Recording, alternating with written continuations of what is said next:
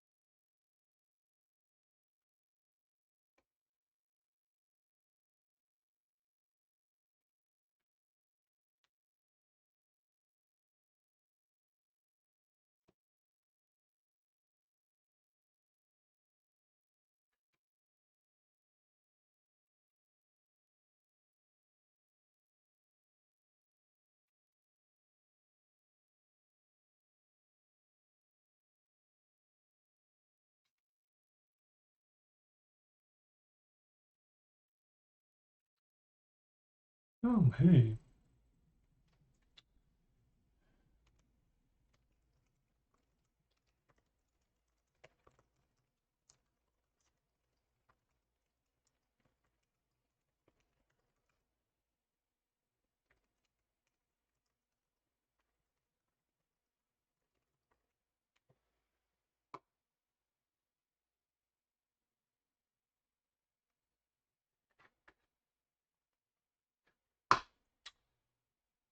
Hello. So, all right. Told people, tweeted. Says there are some viewers. No one's talking, but hello anyway. Um, Let me know. Oh, hey. How's it going, Cut? I assume you can hear me too, since you're responding. It's good. Is this okay? Yeah, that's doing what it's supposed to. Doesn't look like I'm clipping it. All right. Well, I don't know if we should wait a minute. People always wait a while after starting these things, but yeah, maybe I should just. I mean, it's not like there's anything fancy going on here. So last time, I don't know if any of y'all were there, but um, we were trying to figure out this weird issue with reference cycles in Trio. Let me make sure. Yeah, so this is the right um, thing. And in particular, where we got to was that we had found some various sort of simple operations that in Trio seem to make reference cycles, like opening a nursery and closing it again, or canceling a task. Um, and we thought, okay, so, and then we tracked down where some of the issues were coming from. And we went and fixed them, and we wrote a test for it. And here's our test. It's just basically we want to make sure we're not creating like work for the cycle collector, the garbage collector. So the way we do that is we tell the garbage collector, hey, like if you do have any work to do, if you end up doing any work, save it in this magic flat variable so we can tell that you did it. And then we run all these operations that we hope don't make ref cycles, and then we run the collector, and we check to see that shouldn't have done any work. There shouldn't have been any reference cycles found, and that test passed, and everything was great, except it turns out it passed regardless of whether we fixed the bug or not. So that was super annoying and confusing because obviously, you want your test to pass, but if the bug is still there, you don't want them to pass. Like that's yeah, it's bad if they pass. Um, so I was completely stumped last time, but since then I actually figured out what was going on, and it's actually a real bug in Trio that is actually somewhat more serious than the stuff we were originally looking for. So that's cool. So the issue is, let me find it in our core run loop. So here we are in Trio's core run. This while loop here is Trio's while loop, run loop, event loop. It says while there are tasks to run, we calculate a timeout, we check for IO, and then we that's just more administrative stuff. But then the key thing here is we go through all of the tasks that are runnable, and we give them each a time slice to run. Oh hey, Carl, is it Carl Friedrich or just Carl's how you are addressed? I just realized I never actually how's it going? Um, Whatever your name is. Um, so yeah, so where was I? I was saying yeah. So this is we go through for each task and we pick the task and we run it for one step. Like say, all right, here your turn, execute code, whatever it is you want to do. The user's code runs, and that's right here in this line. Where so we set up the local context, so like task specific variables, that's the beginning part, and then we call the like send function. It's like it's stepping an iterator. You have to like call like dunder next or send or whatever, and then eventually when the task exits, it always raises an exception. That's how it tells you that the task has exited. It could be a stop iteration exception if it's just exiting normally, like with the return, in which case, we make a note of that. And it could be that it actually raised some other exception, any other exception or a real exception, like a runtime error or whatever, just because the task actually, that was how it ended. It was by raising an exception. And in that case, we have this code. Let me quickly revert this back to how it's how it normally is in Trio.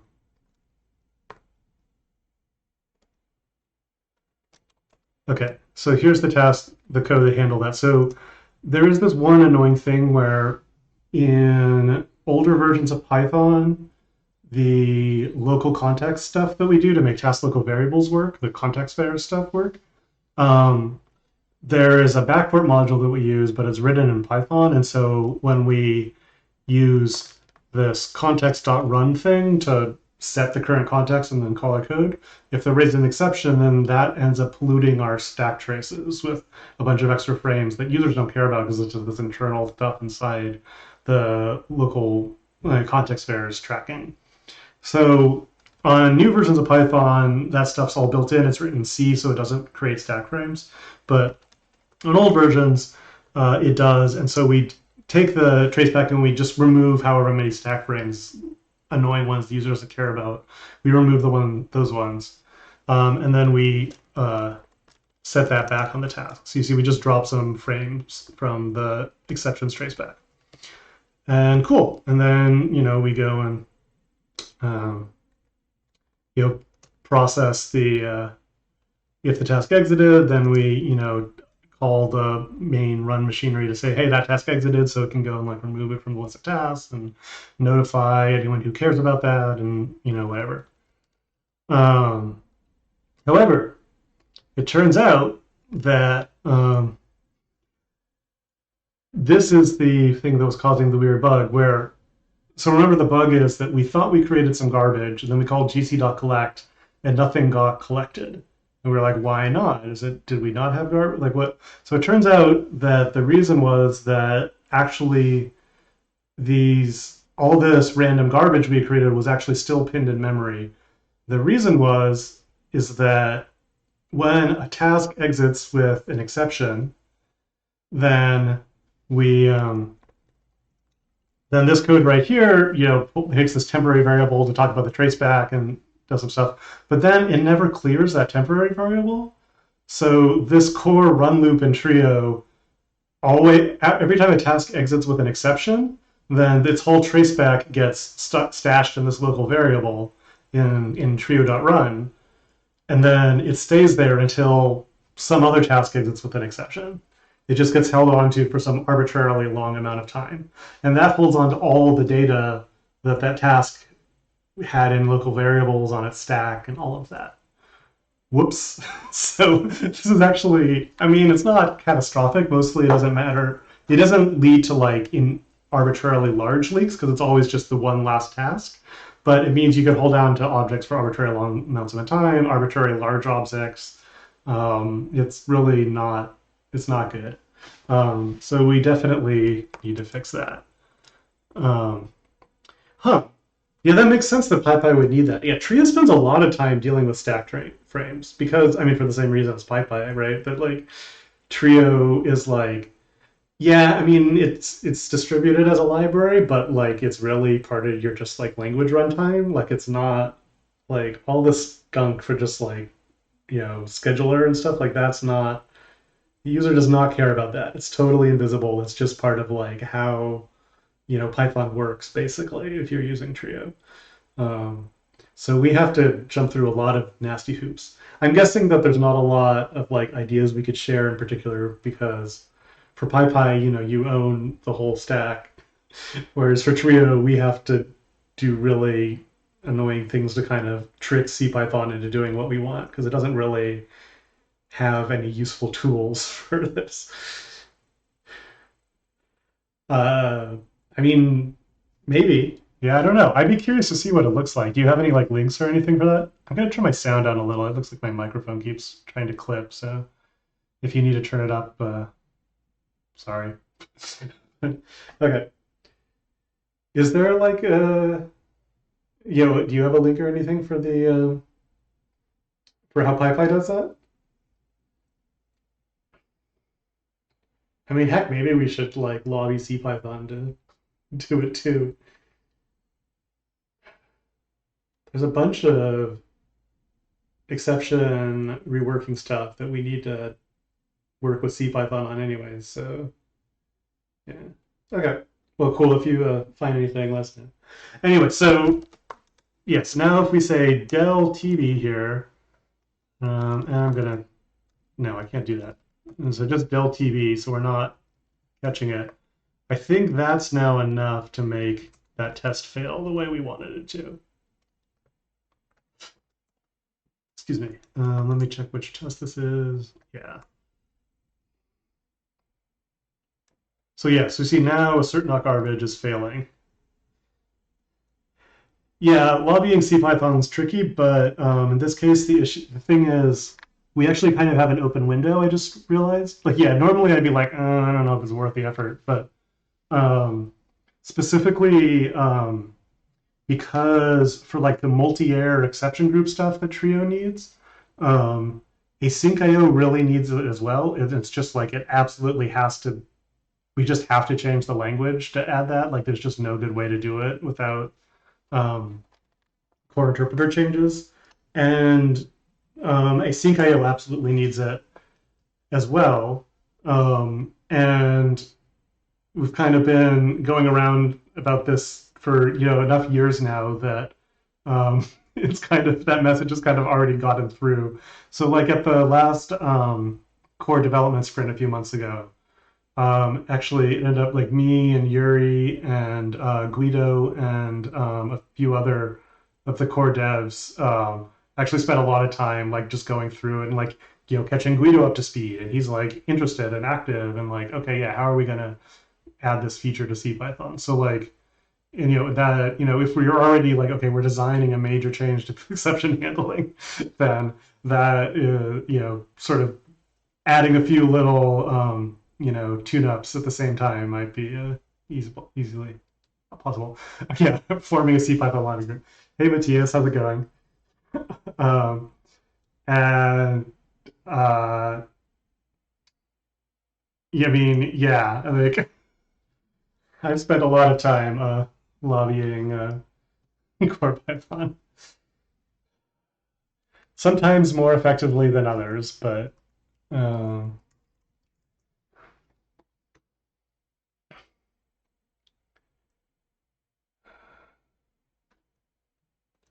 anyway, still the same shirt. Yes, my boring solid color T-shirts remain uh, my preferred thing.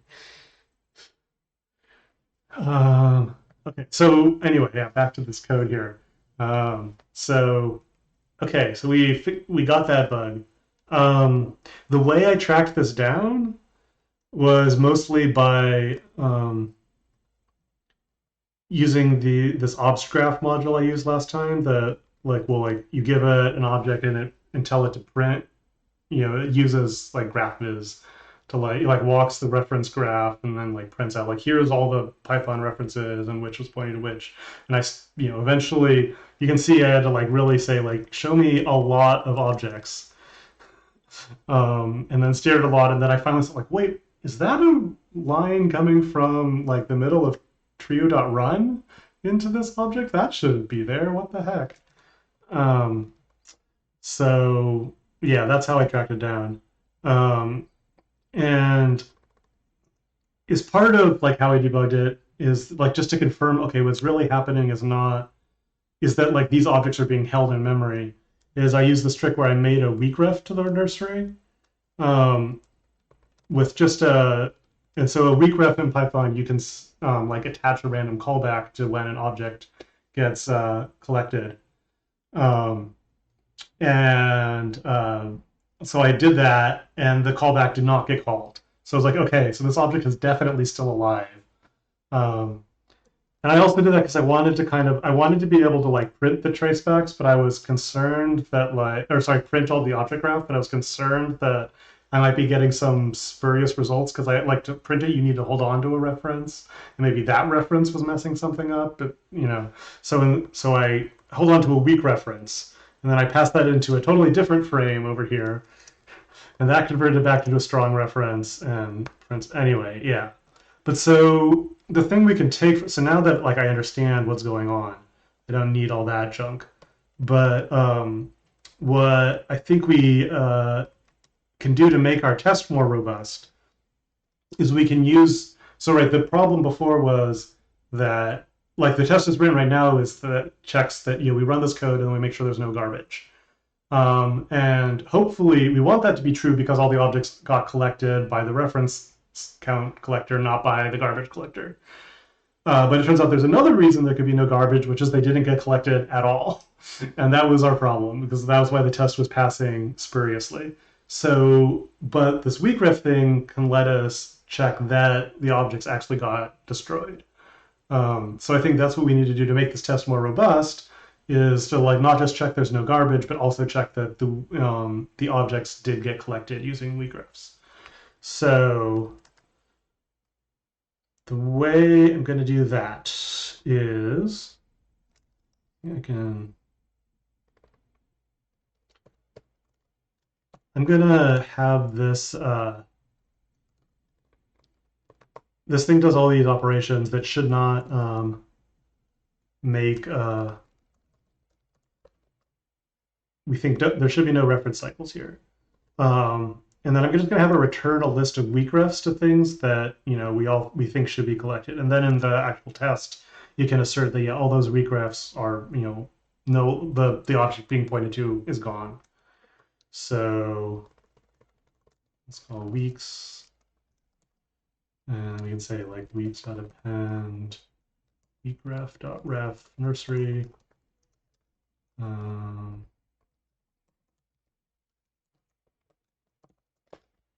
and yeah, that cancel scope 2, and that nursery 2, and uh, and also just this whole task without.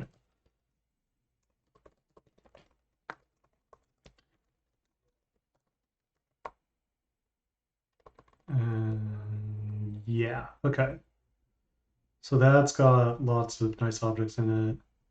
Okay, no, but if I'm using the whole task, I should actually run it in a separate task.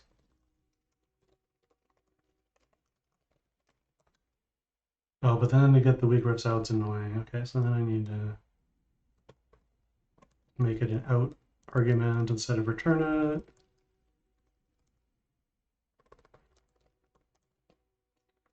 Okay.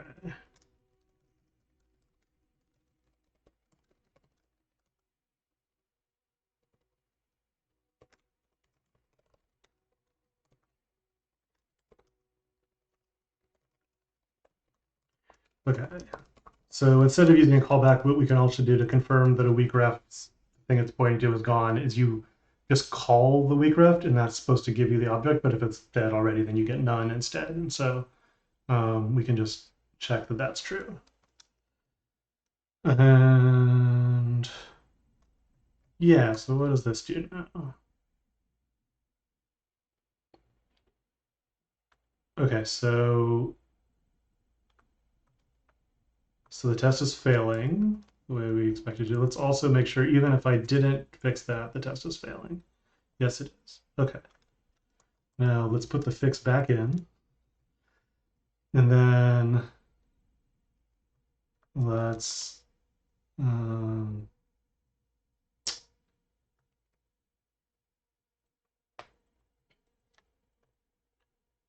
let's figure out how to make it actually pass for real this time. So what's left? So we've got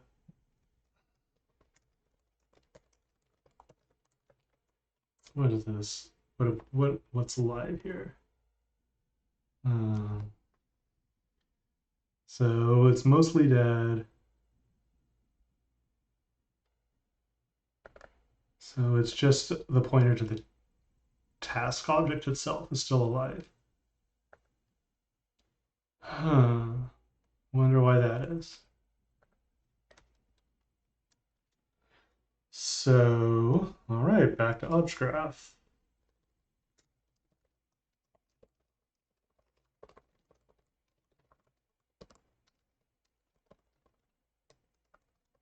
How was I doing this? I just delete my example note. No, here it is. Okay.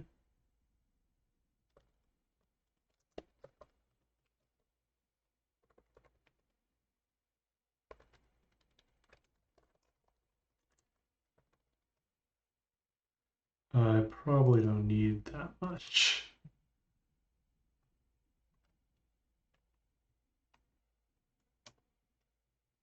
So we'll run the test. Why is it? Okay, it's just being slow. Backwards.png. Blue? There it is. Well, that's no wonder it was being slow to. What the heck?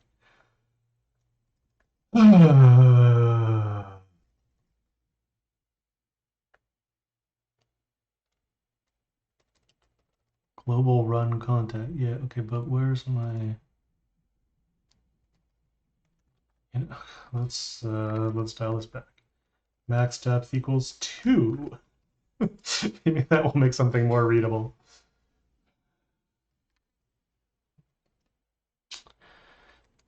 Task. Okay, there's the task. There's a lot of things pointing to that task. There's a frame. Trio core run is pointing to it. That's weird. And nursery object pointing to this parent test, but that nursery is supposed to be dead. That one too.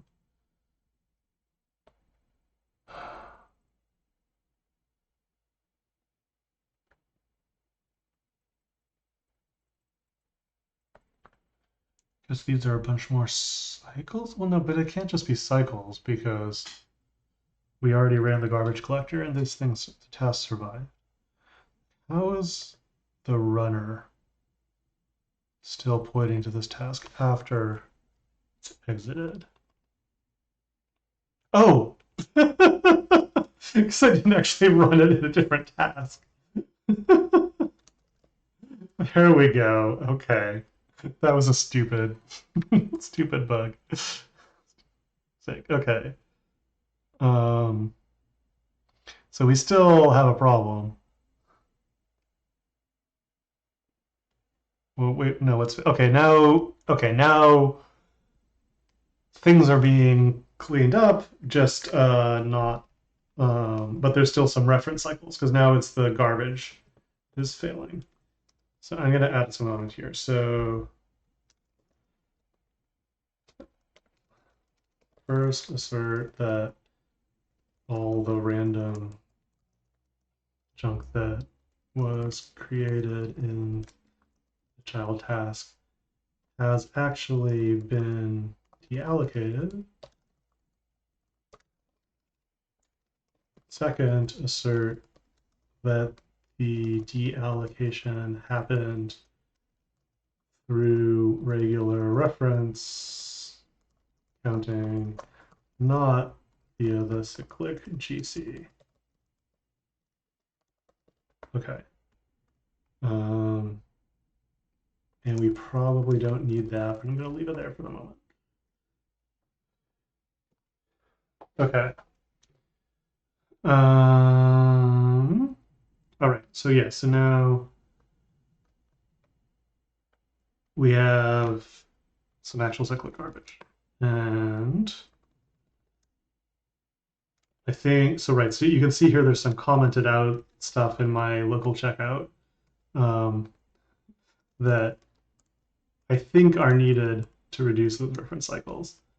And I comment them out to make sure the test was working, and it wasn't, hence our whole thing. So what happens if I uncomment those? Test still fails. Okay.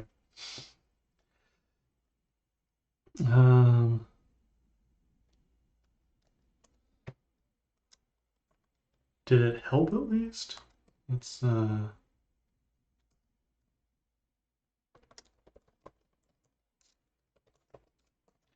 see how much we had before and after.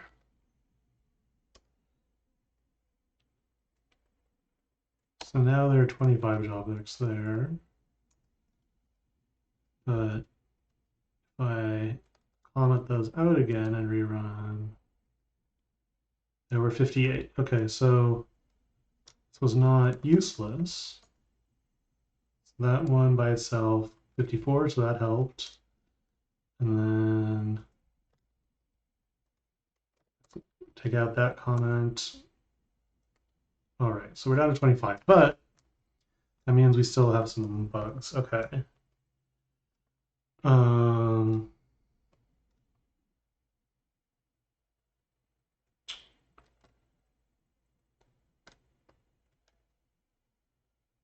I should move this into the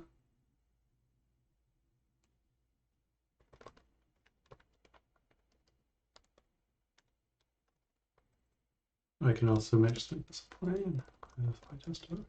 This is just I'm just taking a moment to clean up some of the gunk that I created when I was trying to track down what happened, so we're not, it doesn't just accumulate forever.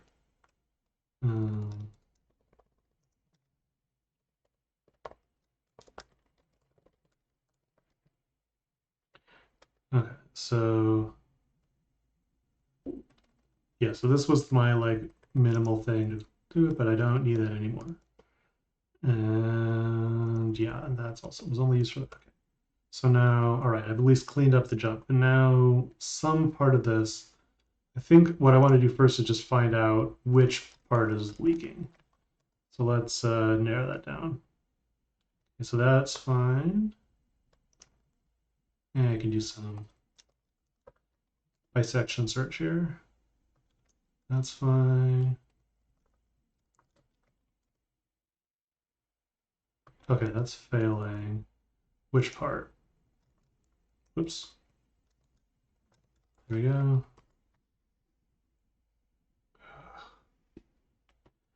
Okay, so that's failing. And let me just confirm if I really take it down as far as possible. Okay. So yeah, okay. So just creating a nursery, raising an exception, catching the exception is enough to create cyclic garbage.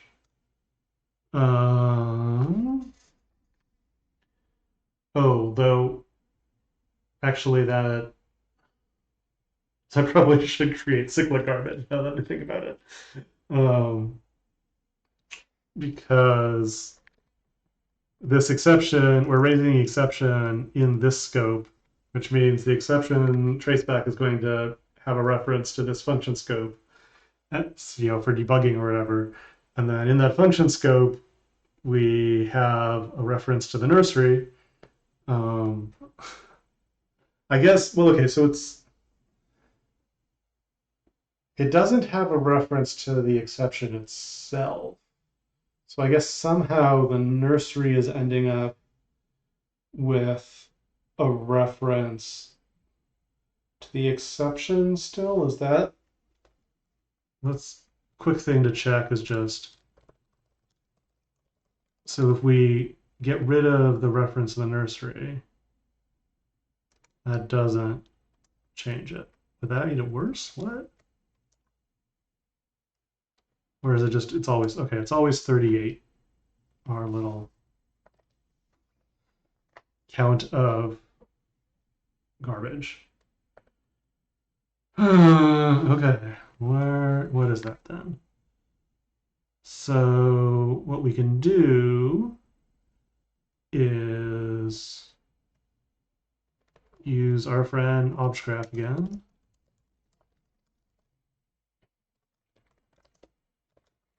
Now we'll give it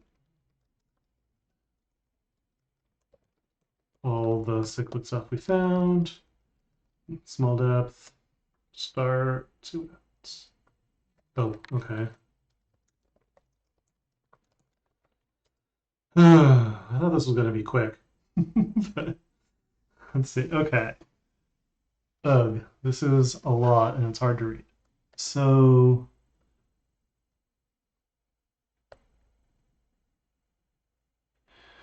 we're looking for loops. So here's one loop. This record traps as a, no, that's not a loop. I was reading that arrow backwards. Okay. Where are loops here? Okay. Right here.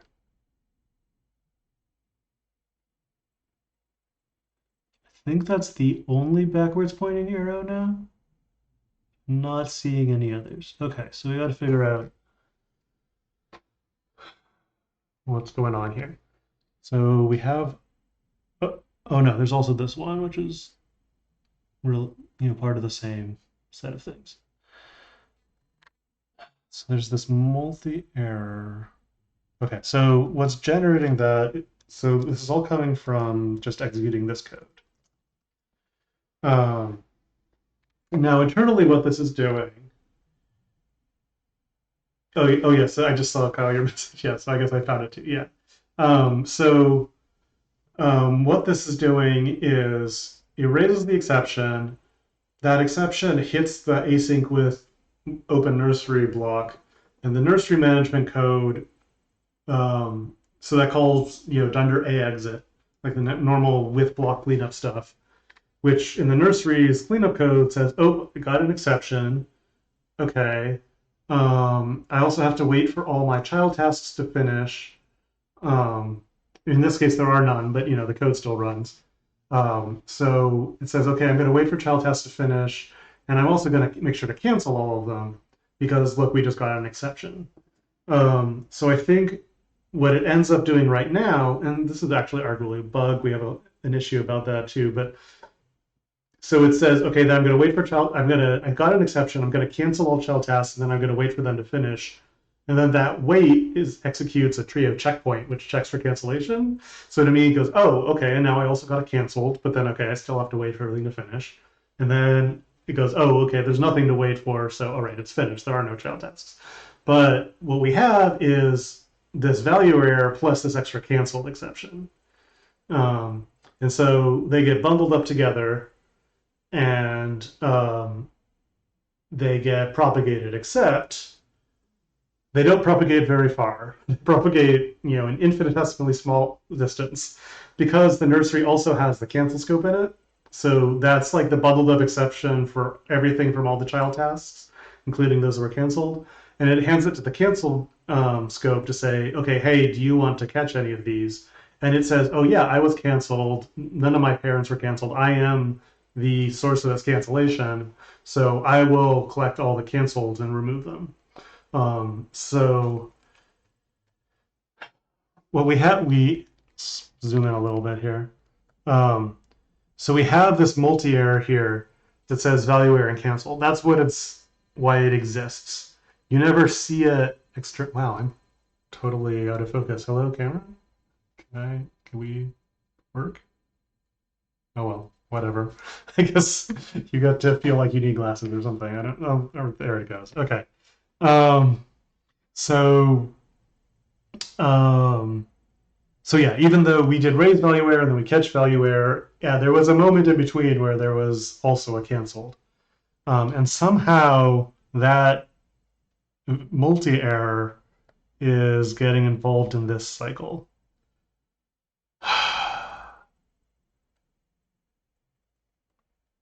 So, right, so that multi-error, of course, has a list of the child exceptions, which is the value error and the canceled. And the canceled in particular, what is this one? Why does it have, I don't know what the second, I don't know why there's two different pieces of the multi-error there. What is even in a multi-error? Not a catcher, like, what are its attributes? Yeah, dot exceptions, right? Oh, probably also dot args, I guess, because maybe, well, no, we don't even call super here, like the base exception.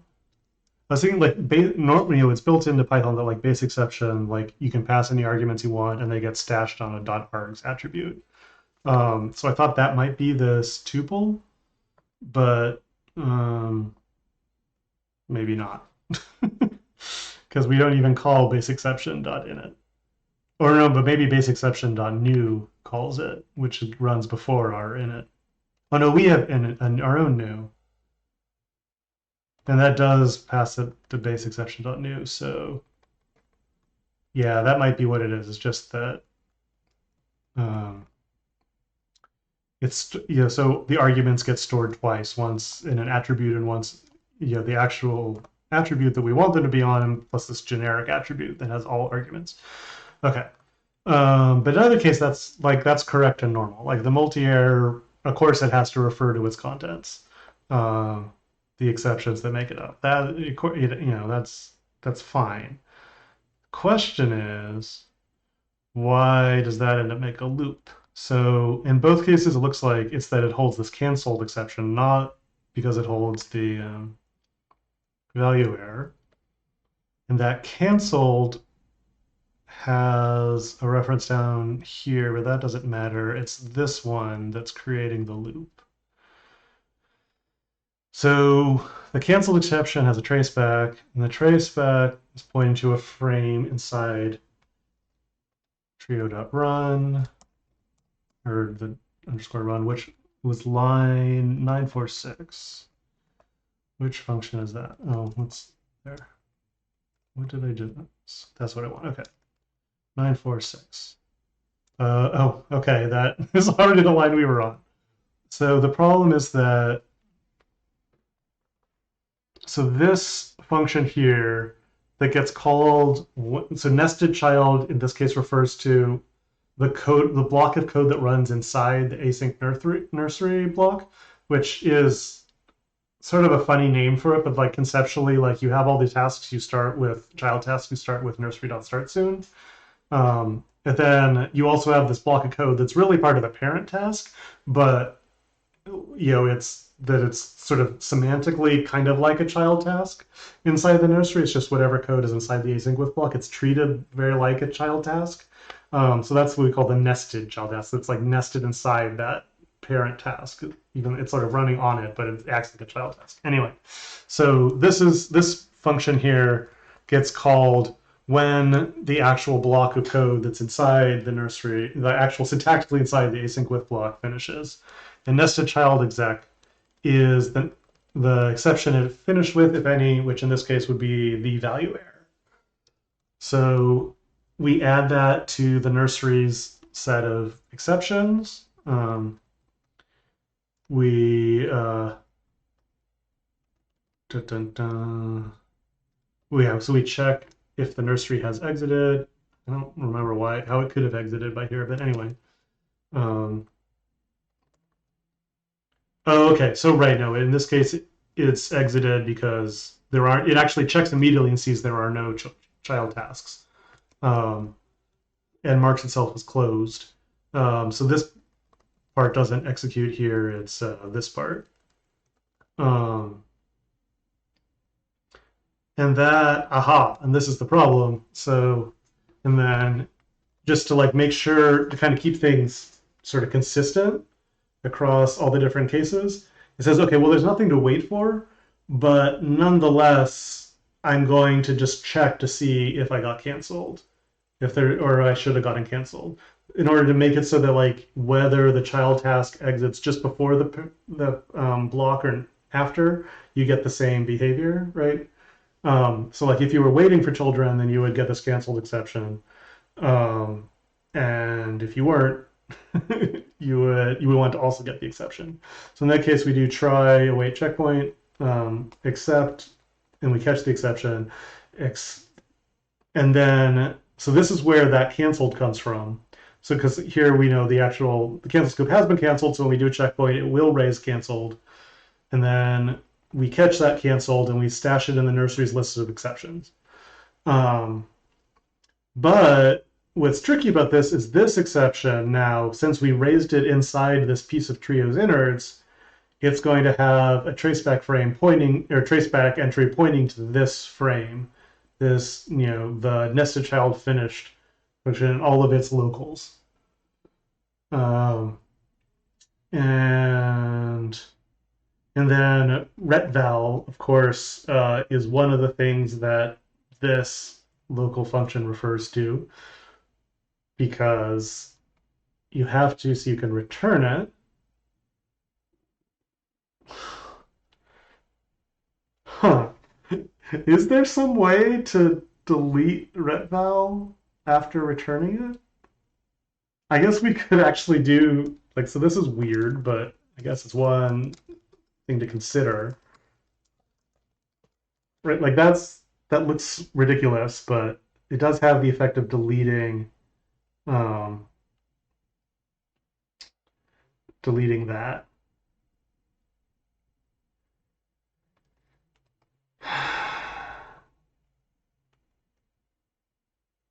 I mean, I'm just going to see if that changes anything.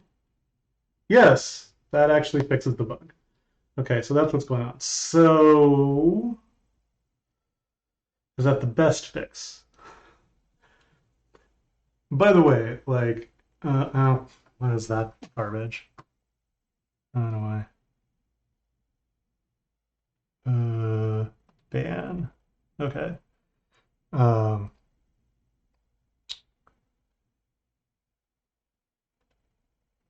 report for spam.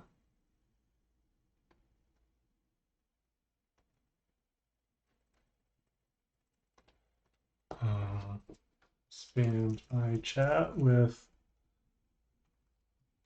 links. Okay. Okay. Sorry about that. Hi, Glocky. How's it going?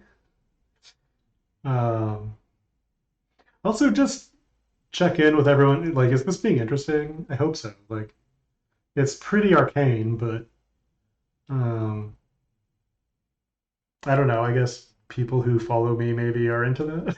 I hope, maybe. Not sure. I do not know what those things are, but hello and welcome in any case. Do I know you from somewhere else, or you're just randomly browsing in?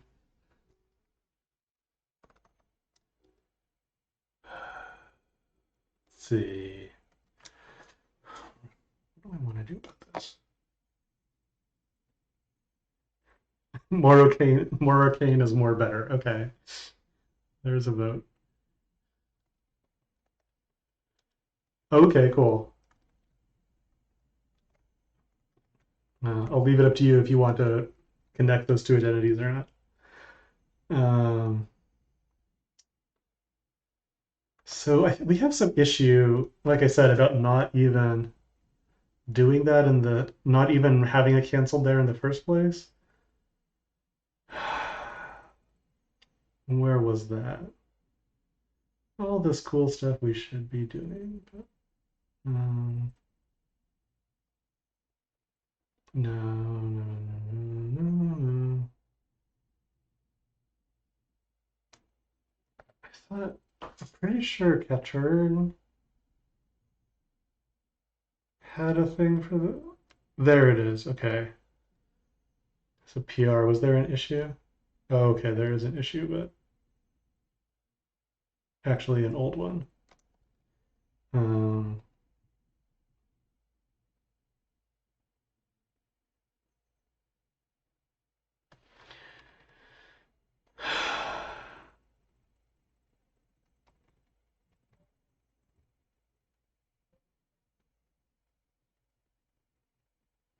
okay, I was like, yeah, there's some. Can we just make this change too? But it turns out, as always, things are more complicated than they should be. Well, yeah, Obscript turns out to be pretty useful. I was actually a little bit disappointed. I don't know if you watched my last stream, where I was like, oh, okay, yeah, so this is gonna be tricky, and I'll have to like write my own little like stuff to traverse the GC graph, and it'll be kind of a fun little coding challenge. But it turned out no, you just do import obsgraph, and it already has all that written for you. So no fun little coding challenge. You just it's already done. Um, but okay, so I was thinking like maybe we should just delete this code anyway because like it's a second change that you don't want to get more changes into the same PR necessarily, but no, I don't want that. But maybe that would be the simplest fix. But maybe that's more complicated than that because um, okay, right, I see, right, because key. So conceptually, what we want to do here is just um, ignore cancellation when exiting a nursery. Um, because like we're gonna have to wait for the children anyway. And then we have this idea that well, like okay, when you wait at the end of a nursery, you wait for your children to finish. That means the parent task is waiting there, and anytime you wait in Trio, you should be listening for cancellation. But like it doesn't. That's what this other issue is about. Is like pointing out like well, that doesn't even really make. It's kind of weird and annoying that it does that, and it isn't really required by Trio's model because like if you have child tasks then and you cancel the nursery then they'll get canceled, you'll get the exception from there. Or unless if you don't have child tasks or the child tasks are all like ignoring cancellation or whatever and they don't raise it, then it means nothing got canceled. They're like we failed to deliver the cancellation, like so just injecting this extra canceled exception when it never does anything is not really helpful. But there is one case where it really is helpful, which is when it's not a cancellation, it's actually a keyboard interrupt. Because the way we deliver keyboard interrupts uses the same code paths as the way we deliver cancellations. And keyboard interrupts are not are like for cancellation, it's like it's the only point is just to unwind back to the cancel scope and also give you some idea of whether it actually got interrupted or not. And so like if you try to cancel something but it's like too late, it's already finished, then it's like, well, that's fine. It was too late. You failed to cancel. It's done. That's fine. We don't need to like inject an exception to say like nothing happened. Like it's already done. But for a keyboard interrupt, like you need to actually inject the keyboard interrupt. Like you can't just ignore that. Um, so, so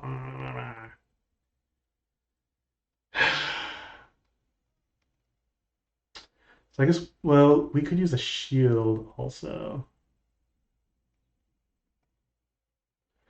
Oh, okay, right. Well, so we have some debate here. Josh, I'm guessing you're not here. You might be, but I'm guessing not. So if you are, speak up because you have some opinions on this, I know. Okay. What was our discussion before? So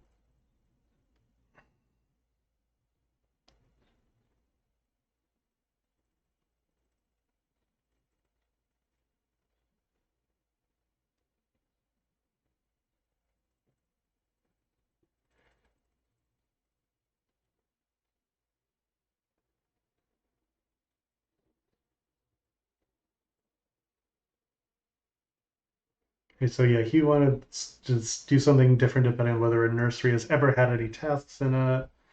I am not convinced. Hmm.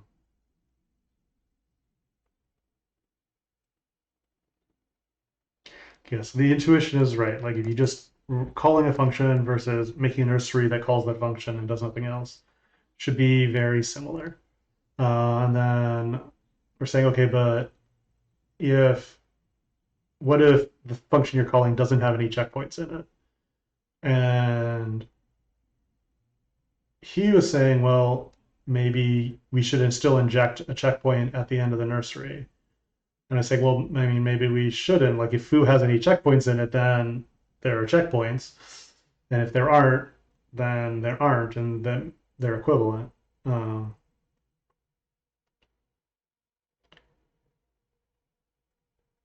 and that intuitively seems simpler to me. Is there any problem that I missed? Um, happy nursery to be in. Yeah. So he says, okay, take your point. He's happy with what I'm suggesting.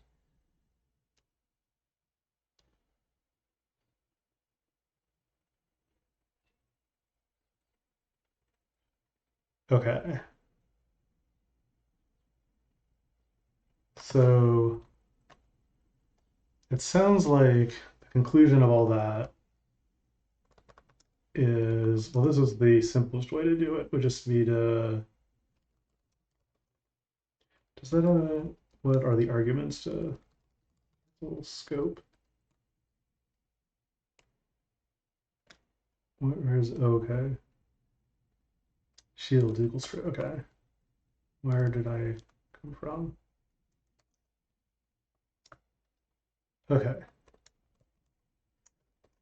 So right now, shield protects you from uh,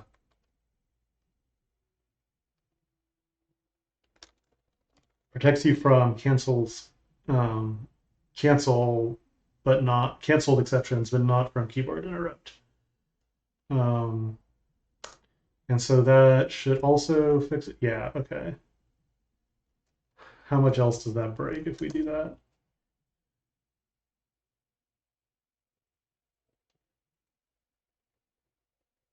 Some fiddly. Hmm.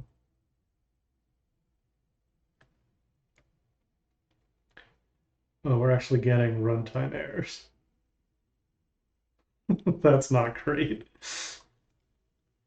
Yeah, we probably can't make a cancel scope here because it's like that's probably a bad plan, actually.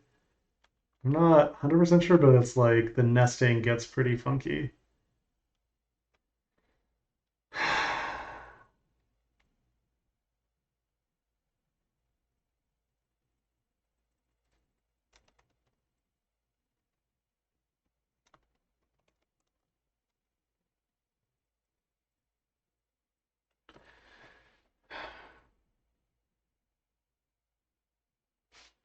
I'm going to look at what PR here has.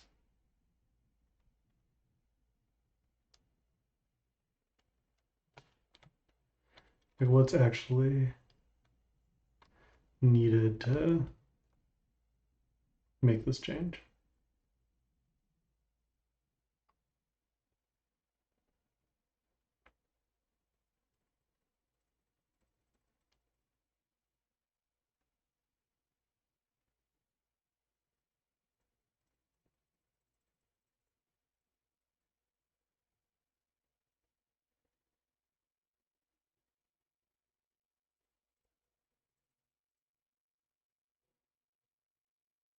Yeah, I guess I don't think this is quite true because I don't think cancel shield checkpoint actually can get a keyboard interrupt right now, but whatever.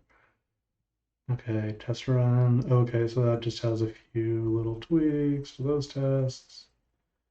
Spec cancel point, false schedule point.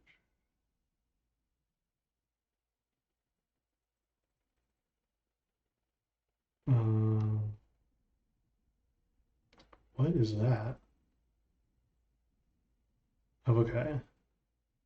Do we have assert yield? What is assert yield or not? I didn't even know that was a thing. Or is it new? Yeah, okay, I guess we use it in a few places. All right, fine. So that's correct. Key error, yeah, okay, that's right.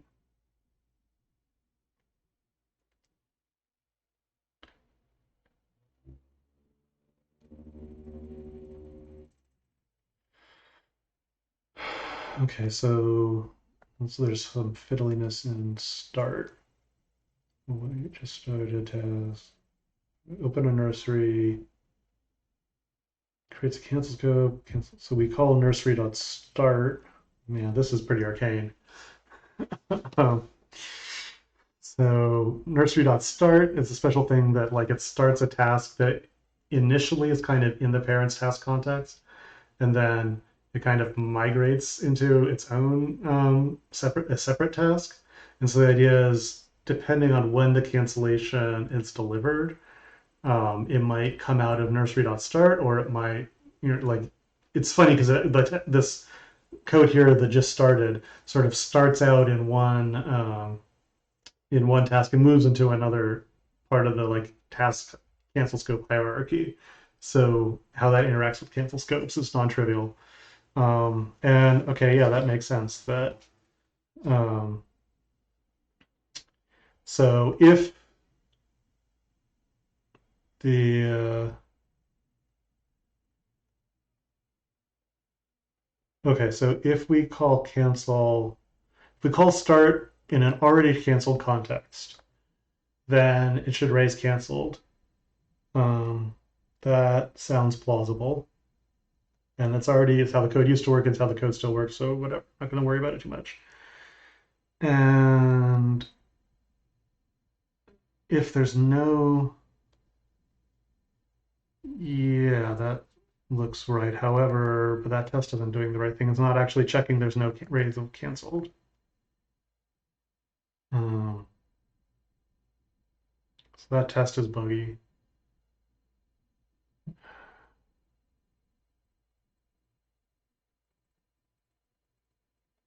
So I'm wondering if what I should do is go get this landed first. It'll slightly simplify this other code that we were working on initially.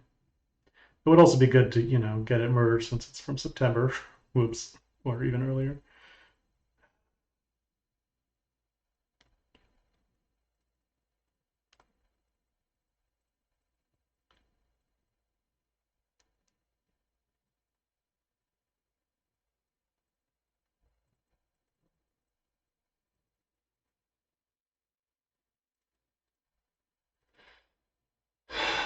Oh, okay. So certain yields are not, is it? No, this is that new thing.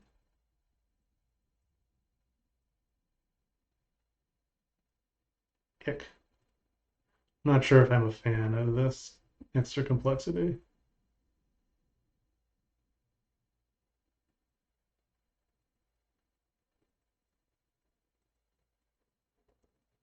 We only use it in one place. Well, okay, so I'm going to temporarily check this in so that I don't lose it.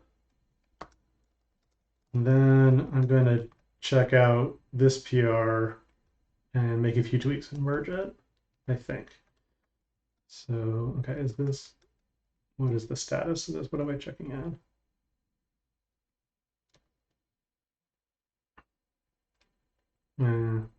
Okay, it's kind of messy, but I'll just do a temporary commit. Okay, so then I can check out this.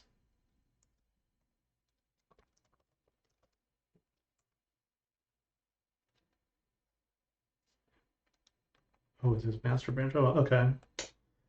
And there's a bunch of stuff. Okay. So I don't have a trivial way to pull up the diff, so I'm just going to read through it here and then go through.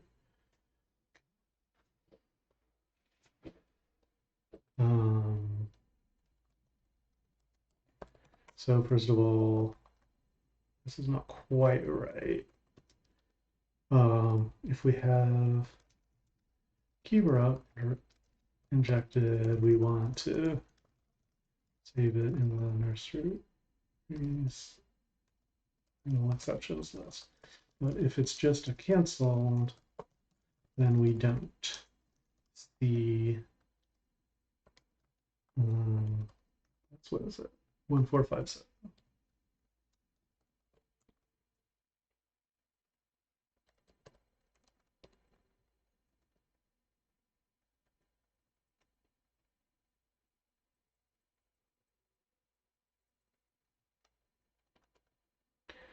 Okay, that's fine. Okay. Yeah, that looks good. Okay, this, I think rather than make assert yields or not have all the support, given we're only going to use this funky new arguments once, I think it's easier just to inline it there. So test run, where is that? Line 16 something. Okay.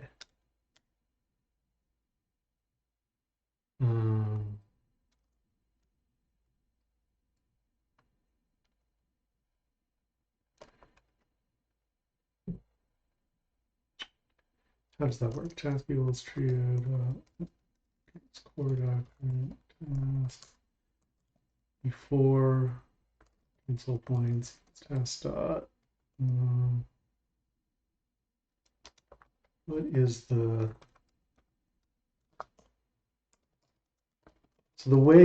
so we have these tests to make sure, or this like test helper to make sure to like, or just in general to check like if some block of code actually executes a checkpoint or not, where a checkpoint is defined to be both executes a schedule point and checks for cancellation. And the way that those helpers are implemented is that each task keeps track of how many times it's actually check for cancellation or pause for let the scheduler run. And then the test helpers check if those have been incremented or not. And here we want this rather exotic thing of checking that it has passed a schedule point, but not a cancellation point. So I'm just going to, and this is like tests of the internals and nurseries, which are super special. So it's okay if it's cheating and not using the public API, I think. Okay, and then we execute the code. We assert task cancel points equals before. So the cat hasn't changed, but it should be more schedule points.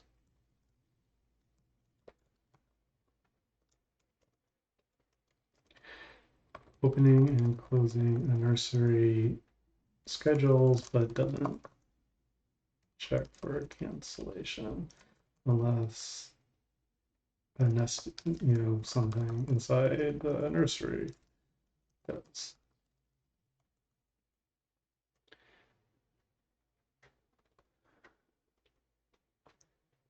And I mean, I guess we should also, just for completeness, have no op with no checkpoint.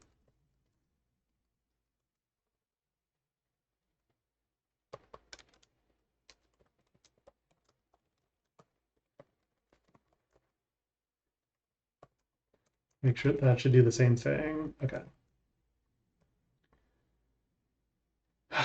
All right.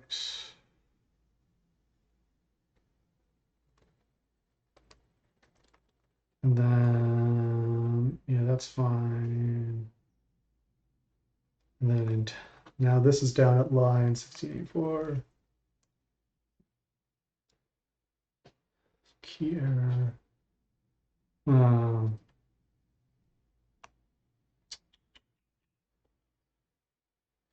What are we doing here? I know it's the just, okay, here it is.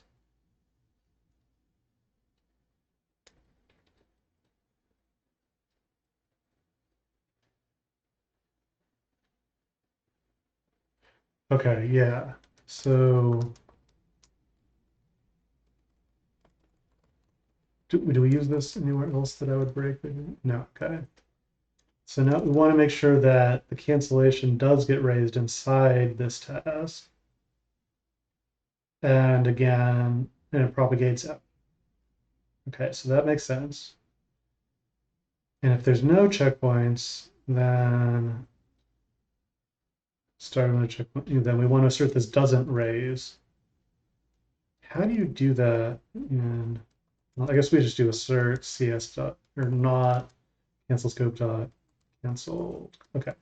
So that's just an attribute the cancel scopes have in Trio to tell you whether or not they ended up catching a canceled exception. My noticing my webcam's kind of weirdly off center. Why is it doing that? It's supposed to not do that. Yeah, it's oh, did it just suddenly zoom in and fix itself? Okay. Well, fine. Okay. Okay, so that we're checking. Yes, we make that test a little stronger. That sounds right.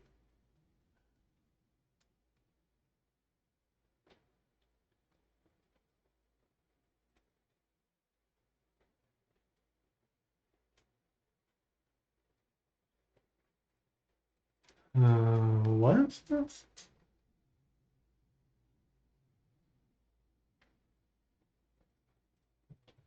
That doesn't make sense.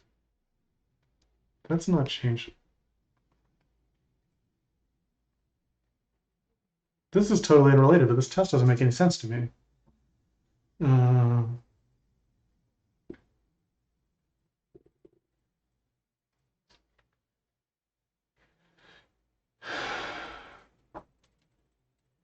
Call start is canceled.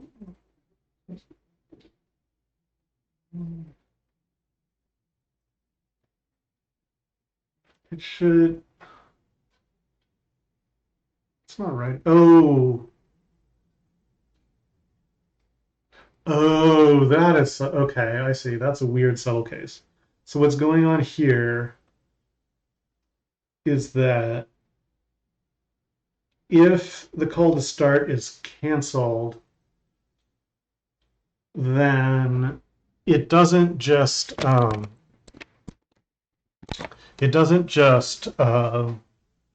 to inject a canceled exception directly. It also has this funny side effect of that it will not let the child task move, actually start and move into the other place. So even if it tries to move into the final nursery, say, yep, I'm done starting up, you can let me go now, I'm going to run independently, then that moment it checks, Trio checks to see if it's in a cancel scope that's canceled. And if so, it says like, nah, you're staying in this nursery, you're staying where you started. You don't get to go join that nursery. And the reason for that is that Trio doesn't really have any way to know whether it's already injected a canceled exception. There might be one propagating at that moment that, and then if you move it out to another nursery, then that cancel could pop out of the wrong place and, chaos, havoc, cats and dogs living together or whatever. Um, so it doesn't let that happen. So normally after the child says call started to say, all right, I'm done starting up, that's when it moves into its final nursery. And so if it crashes after that, the exception comes out of the nursery, not out of the call to start. But in the special case where you do it inside a canceled cancel scope, then it doesn't move into the child nursery. So when the task crashes, that comes out of start, even though there's no cancellation, like it never actually gets canceled. There's no checkpoints here. No cancellations delivered. Nonetheless, um, wow. Okay, I'm gonna prove this comment while I'm here. After, um, and if we start, and since starting in a canceled context makes started no op,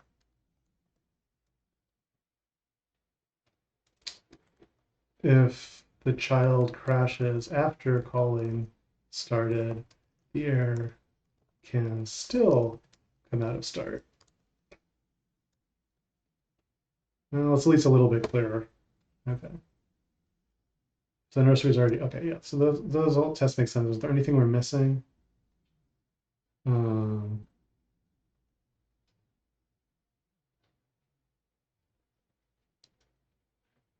yeah, I think that's all fine. I don't like this. This makes things more complicated. Well, let's see how much I don't like it when I see it here.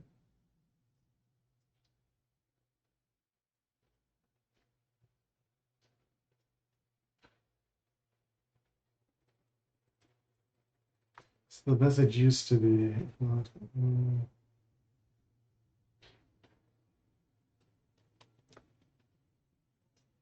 maybe I don't. It doesn't bother me as much as I thought it would.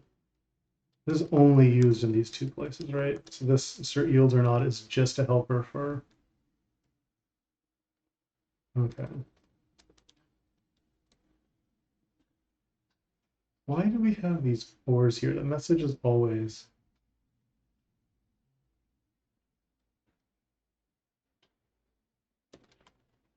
you can't even, so just adding branches you can't hit. So actually, okay, I guess I'm all right with that. After all, then, so I should go replace my hacked stuff to use it. Or, yeah. How did he call that?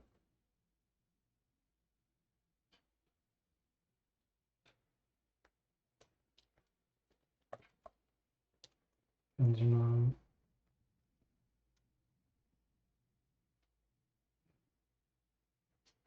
Okay. Spec cancel point false. Oh no, but that doesn't even work actually, because that checks.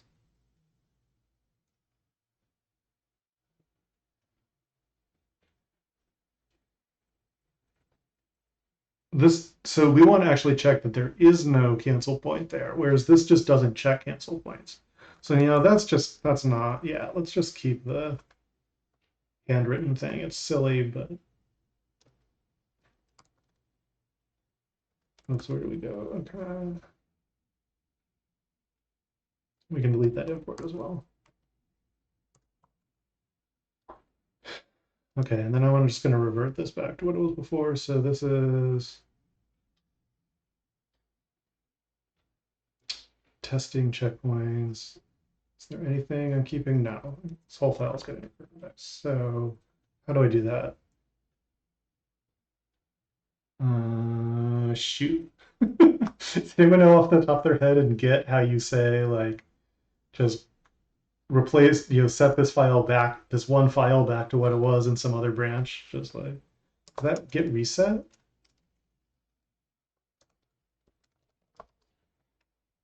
I'm afraid to type get reset dash dash help in case it resets something. Copy entries from tree-ish to the index. So, okay, so there is this path spec. So I think, yeah, I can just say get reset master. Well, it might be merge base or something, but I don't think this file's changed much. So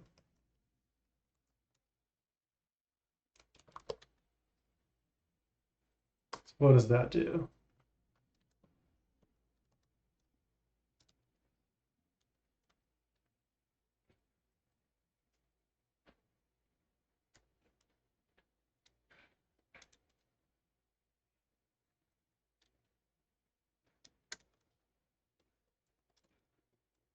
Okay, so that did do that, and but okay, but only in the index.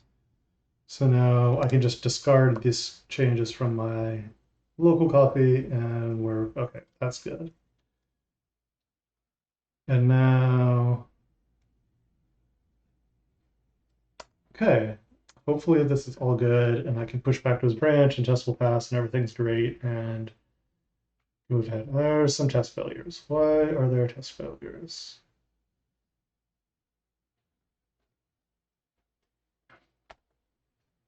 Oh, PyTest raises. Okay, yeah, fair.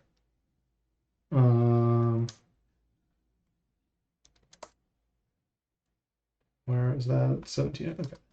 So here we are. So the problem is I wanted to check that, okay, this checkpoint rate is canceled, and then that propagates out. But with PyTest raises swallows the exception. So we checked that it raised it, but then it didn't propagate out because we caught it already. So how do we do that? I mean, so yeah, so one option would be to remove the, yeah, I think that's probably fine. I don't think that's adding a huge amount because there kind of isn't anywhere else to come from. What was the other failure? Oh, there is a cancel point there. Interesting. How is there a cancel point? Oh, I know how there's a cancel point there. It's because, in fact, there isn't, but so it's in, where's that?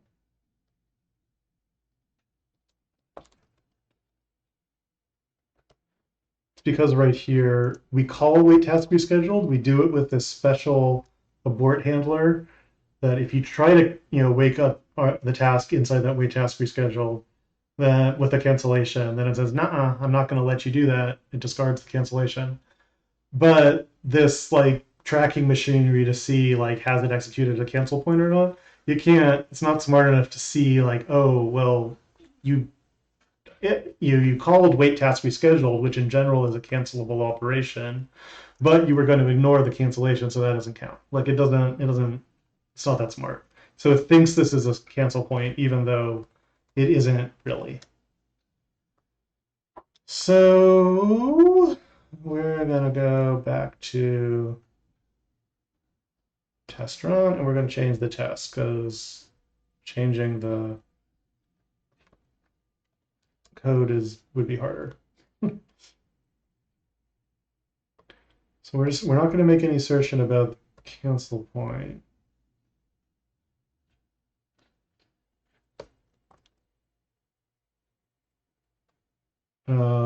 But we are going to make sure that it doesn't actually get canceled, even if we have a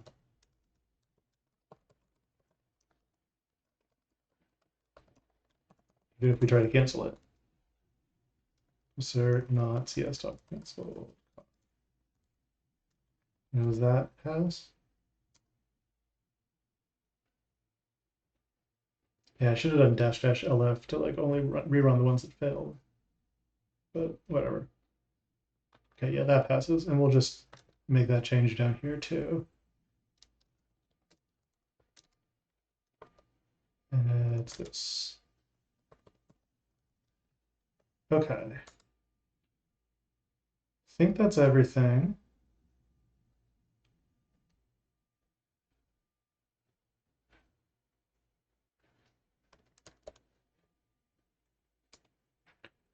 Run the formatter. Okay, cool. Um,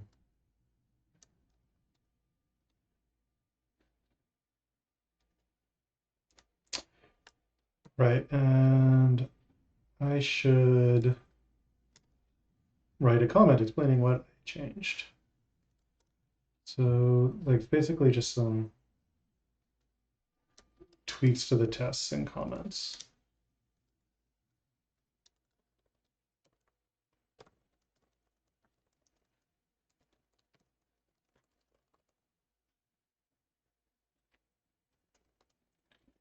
Um,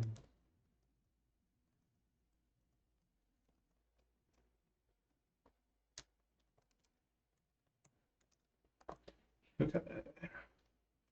Push that straight back up to the PR.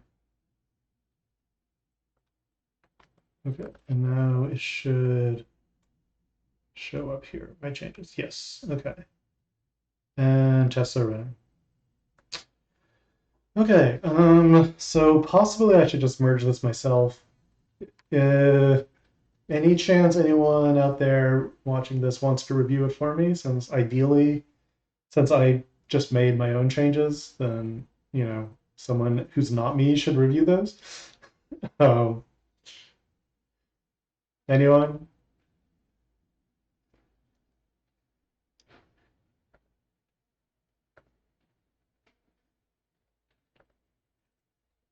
Wait, why is it only running read the docs?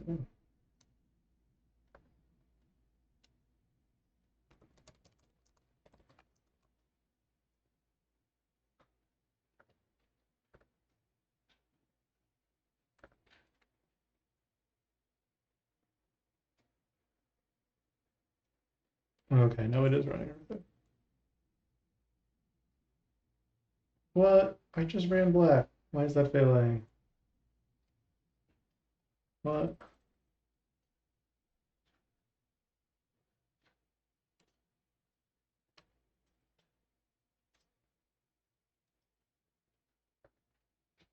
Why is Travis Theodore even running this?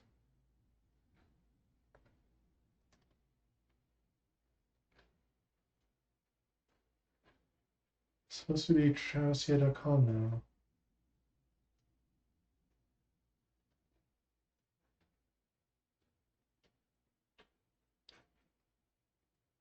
That's a weird failure. What is this? Is this, did we just, yeah, no, this is 3 months ago. Okay, this is not the new. So I just, what is GitHub doing?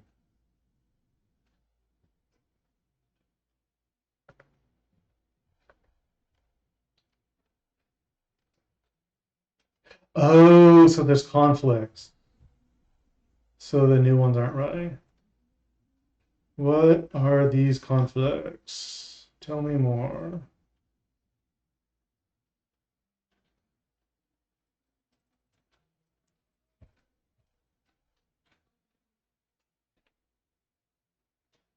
Oh, it's okay. Some this trailing comma is creating a conflict.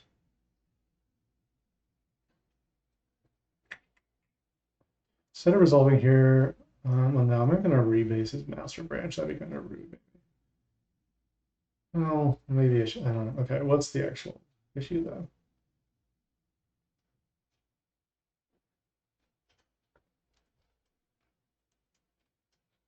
Well, whatever we actually want. This is all the code we just wrote. And that's correct, I think. So, yeah, that was it, right? Yeah, okay. Mark is resolved.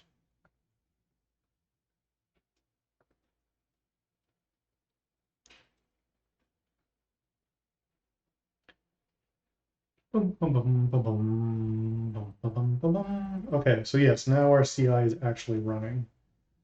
That's good. I like the source out logo here. It's just a white circle on a light gray background. Well, okay.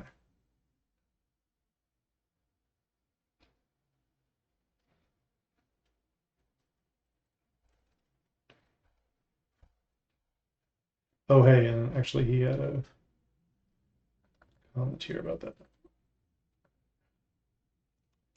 Actually, just ran into this again while working on, which one is it?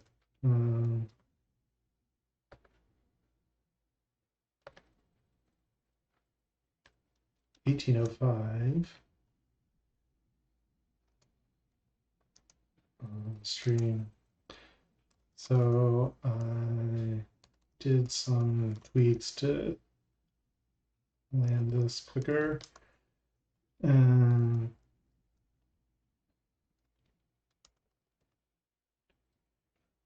one of those tweaks was to revert the assert yields or not changes because they seemed overly complex for a single weird internal test.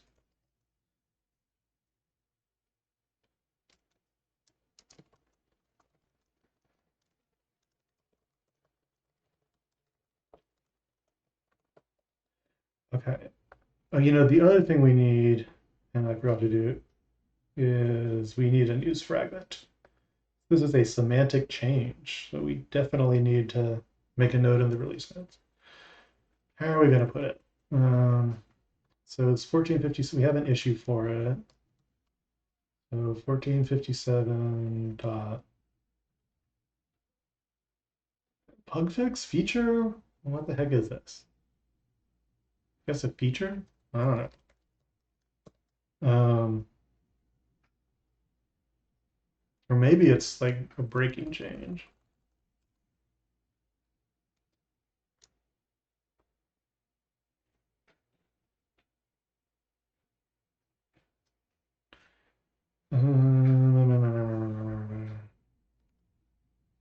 Whatever, I'm going to call it a feature.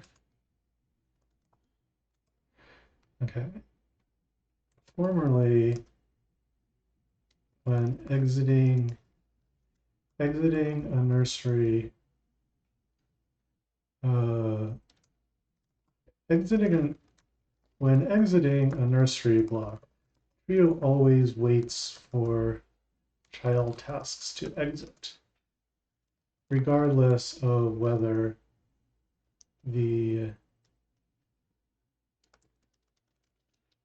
this wait cannot be canceled. This wait cannot be canceled. However, previously, it would inject a canceled exception, even though it was canceled. If you try to cancel it,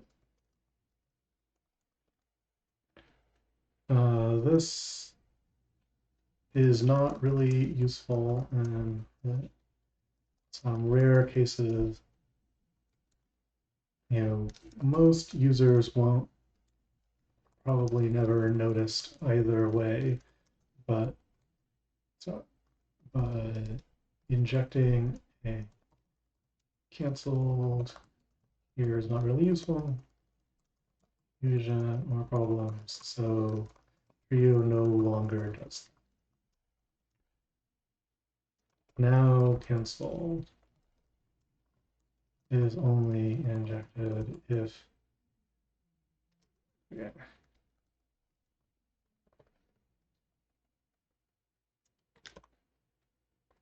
okay.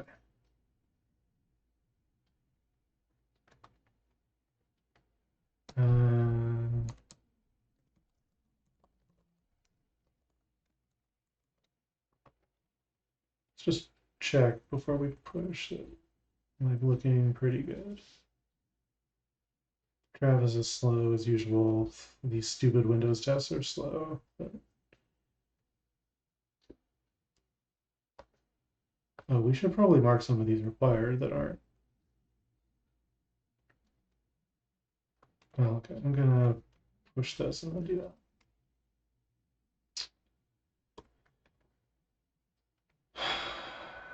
Okay.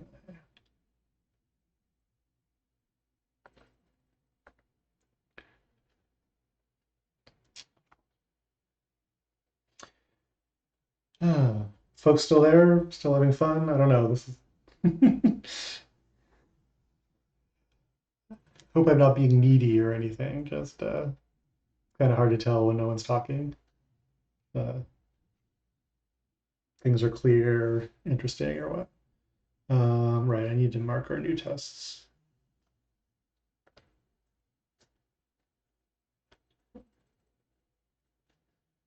Oh, hey, how's it going?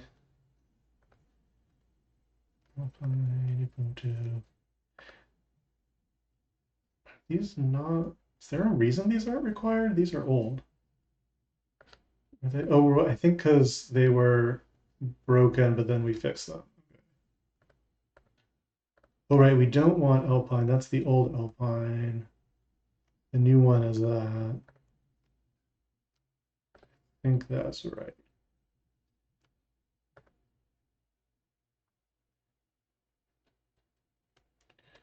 Okay. I'll just check that against the. Do we see the things we expect as required? I don't know why this is not showing as required. Just made it required.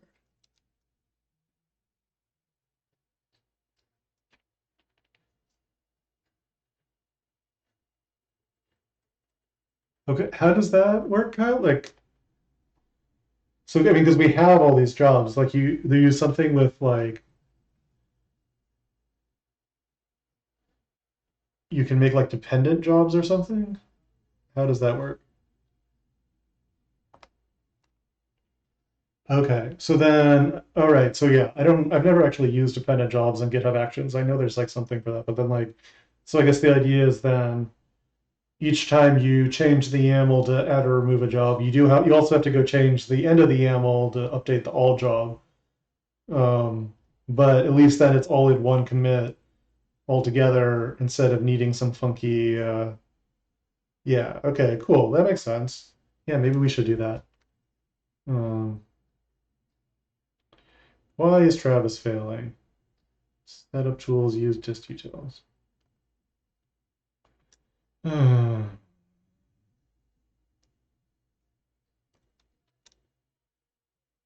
Oh, like it has to actually spawn a VM just to do a no up. Guess that makes sense.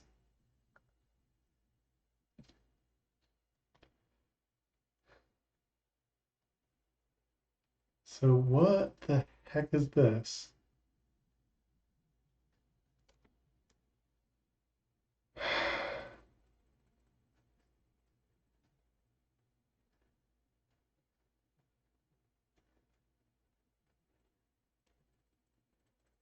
This looks like a real failure. It's not like a, timeout or something. That's usually a weird, you know, weird issue with it's not, it doesn't look like a flaky test. It looks like a pretty deterministic test. And yeah, I mean that context shouldn't, that value error shouldn't be there as context. And it's not anywhere except here. What the heck?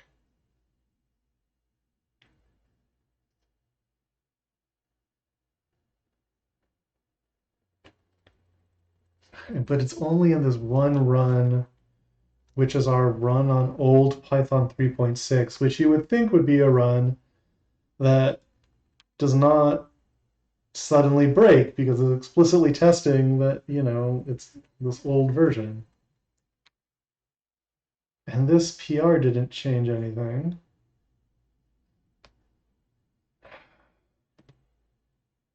Is this just like somehow broken now everywhere? Master passed 5 days ago.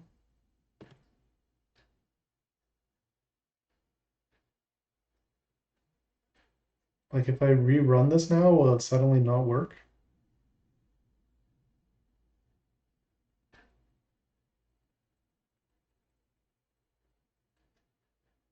I am confused. While I'm waiting for that, I'm gonna go on my other computer where I have Twitch chat, see, click on Kyle's link.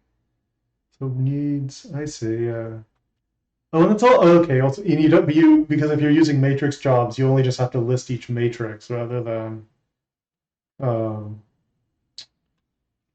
the, import this, nice, okay. But actually, yeah, it's not as annoying to maintain as I was thinking, because you don't have to individual, like you can just have, say, like it depends on all the Linux builds and all the Windows builds, instead of individually clicking through each one. Huh.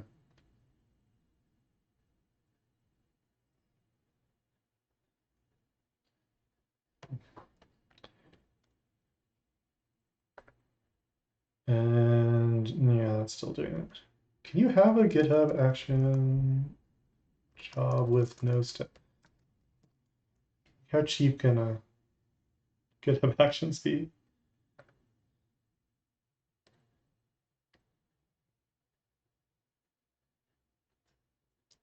There isn't really any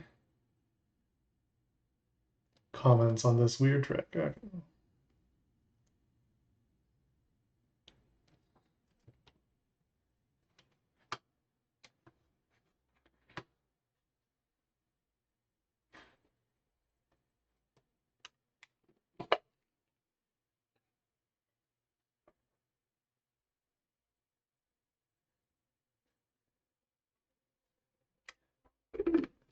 It's really annoying that GitHub Actions doesn't have this already.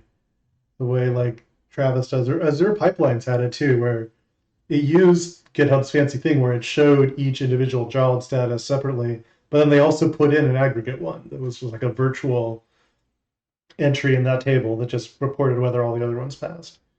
It was kind of handy, but yeah, I don't know.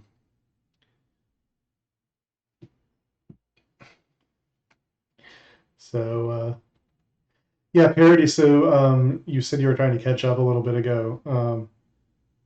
We I think you were here last time, so you remember we were tracking down these elaborate issues with reference loops.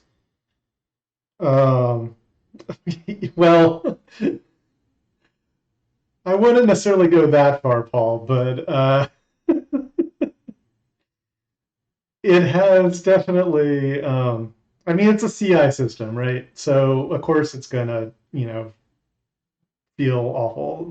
Just be full of spiky things that you step on constantly.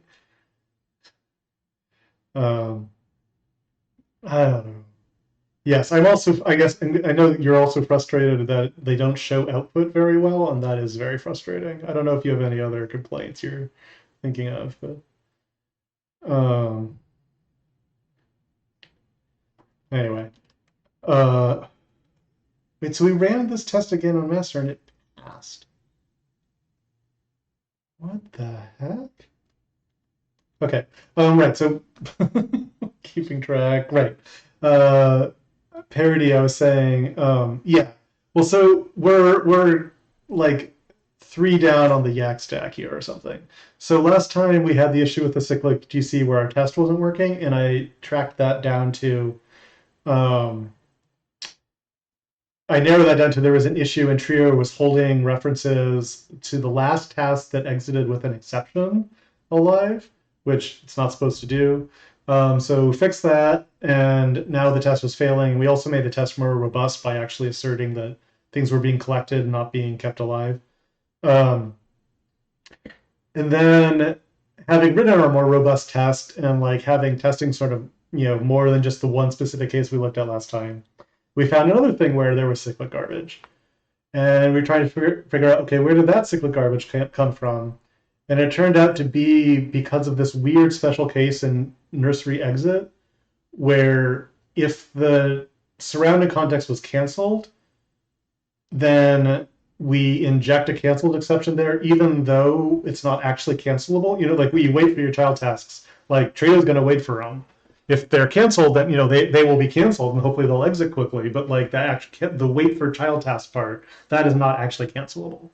Um, and so, but traditionally, what Trio does in that case is it waits for them. It doesn't. It's not cancelable, but it does if it sees but it does still take a cancel exception and inject it into the nursery's final result. If it does that, executes that wait for child tasks in a canceled context. And it turned out that weird thing where we're like taking this canceled exception in the inside the nursery exit code and then injecting that into the nursery, like that weird hack was creating another reference cycle. Um, and okay, fine. We don't. We should fix that reference cycle, but there's sort of it would require more weird workarounds, and we already have this issue in PR open to remove this weird behavior in the first place, so Trio doesn't inject a canceled there. And I thought, well, okay, so instead of like adding more weird workarounds that then will have to go be reverted in this other period, let's just go finish up that PR real quick first. So that will actually solve the underlying issues, so like it doesn't happen in the first place. And that's what we're looking at this 1696 PR for. Um, except now we're getting this bizarro test failure on Travis. So yeah, okay, yeah, the rerun on master absolutely passed. And just out of superstition, I'm going to rerun it on the PR to confirm that. And then I will also, while that's running, I will go look if there's anything it could, any way to make sense of it.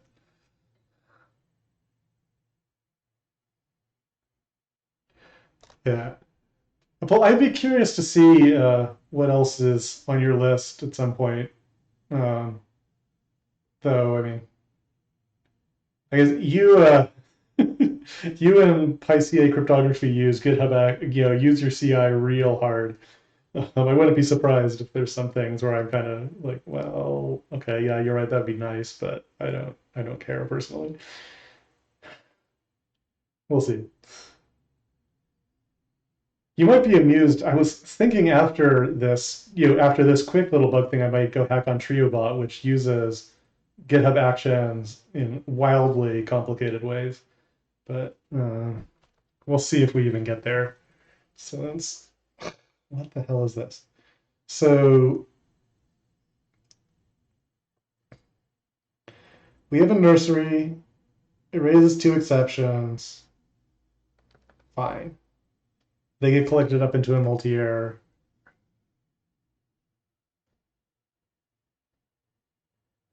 Yeah, right. And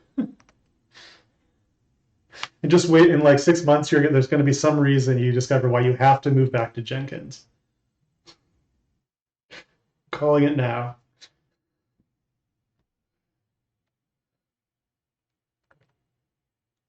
Um, okay, so I mean, this is related to the code that we just changed.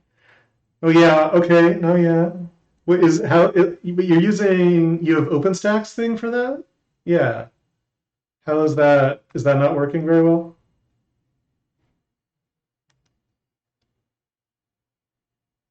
Oh right, I have to.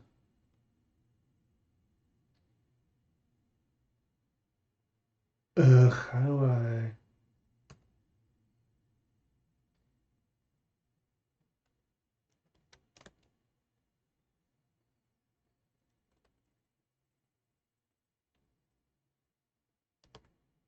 Okay. Yeah, CI is the worst. Of course, outages are semi-common. How could they not be?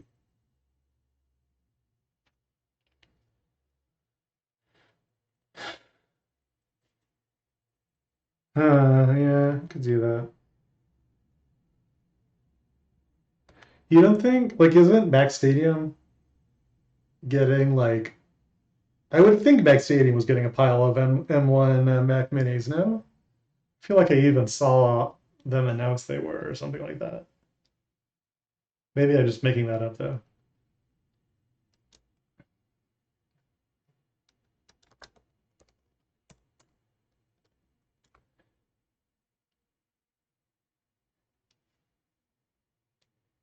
I mean, how many do you think they are now? Like, are there, I guess Mac Minis used to come with like ridiculous amounts of RAM, even though they were called Mini. But maybe that's what Mac Stadium used to have. Yeah, maybe. So maybe you just need to spin up a nested virtualization machine on the OpenDev hardware running an illegal copy of Mac OS. Uh, I might be serious. I'm not sure. Okay, so where is that multi-error getting raised?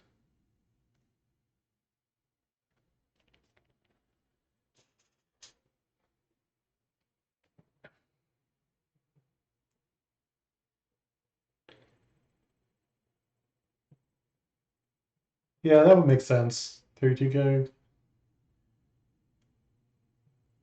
You could fit four. I don't know. Oh yeah, that's a good point. Yeah, probably yeah, virtualization for the new M1 stuff. Terrible. Forgot about that.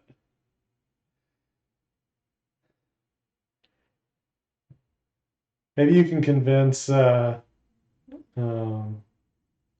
so we're actually using what's it called, SourceHut now for some of our CI because they actually just provide CI builders for like exotic versions of Linux and like BSDs and stuff. And it's pretty convenient and fast and all. I don't know. Maybe you could convince them to go rack some M1 Mac Minis and provide them. I mean, that's like a one man shop. So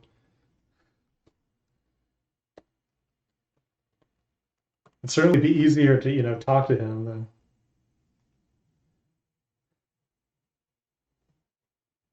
No, I'm not saying you'd go like be like, don't you know I'm Portugal? I'm saying you'd go back to you'd be like, hey, if I sent you a Mac Mini, would you stick it in your rack and run it on your thing? And might. Okay, so yeah, computers are unknowable, exactly. Okay, so we make the multi-error here, and then so and it's here's the dunder A exit. Uh, okay, so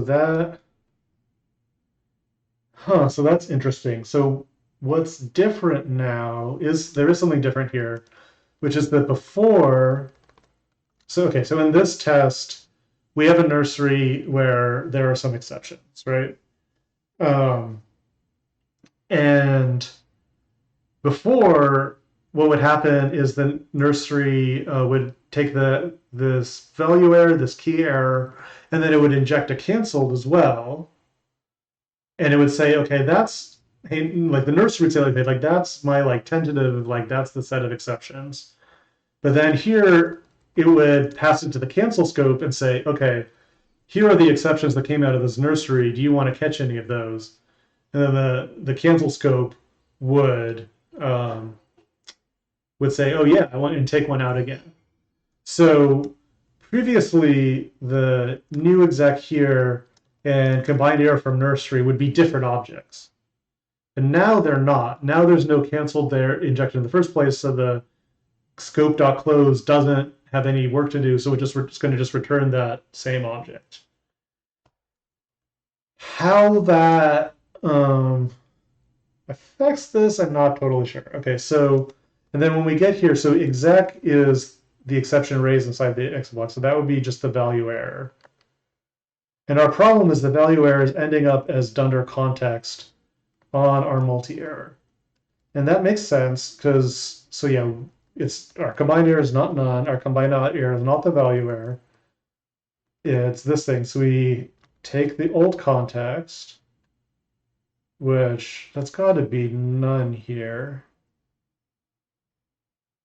Yeah, it has to be none. I'll put a pin in that to come back to, but it has to be. And then we raise combined error from nursery. Value, assert value, yeah, set back to the old. Huh. Huh.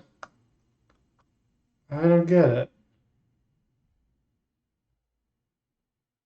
So,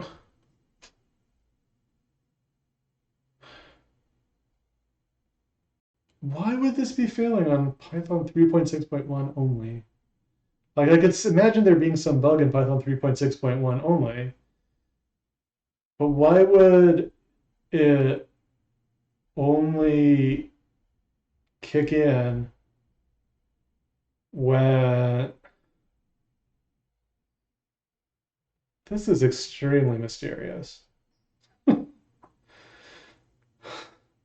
Combined error from nurse, like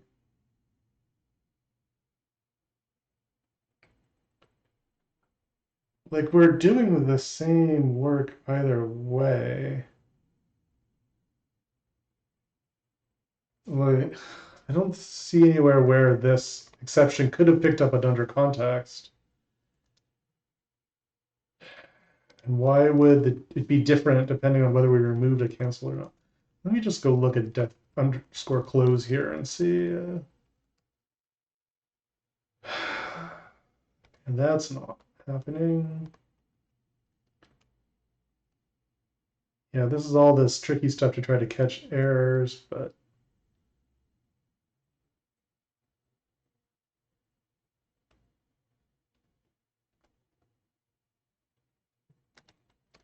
yeah, that's still okay. So yeah, all right. So none of that applies. We are not corrupted case. We just switch to the parent, and then exec is not none.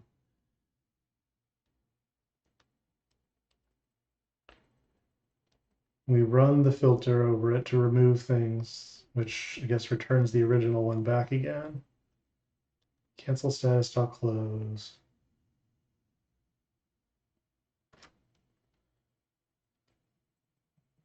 Yeah, that just clears up resources.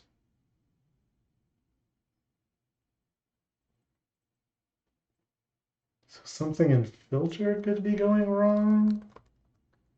Like setting under context. Man, I don't know. This is. I'm not even sure where to start on this, and I don't have a copy of Python 3.6.1 handy to test on. So let's see, what can I even do? I could add some print statements and push it and see what the CI says. That's always an exciting path to be going down, but I guess it wouldn't be too tricky here.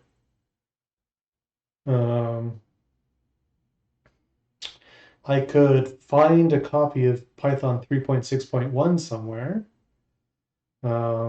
This is where I'm annoyed that there's nobody like distributing copies of Python on pip on PyPI, so I can't just.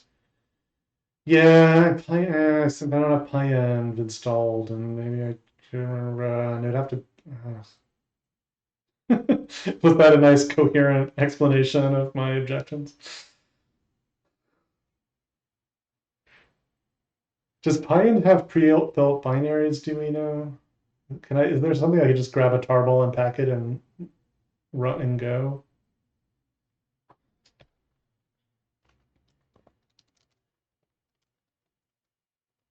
Oh, Python binaries.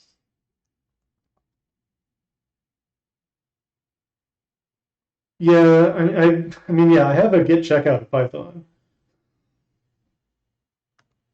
for my sins, so I could just do that. Huh. Well, this is.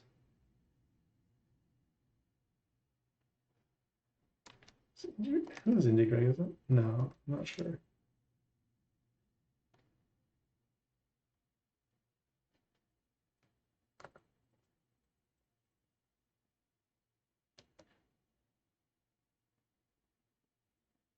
Oh, okay, yeah, right. This is the Pyro 3 guy.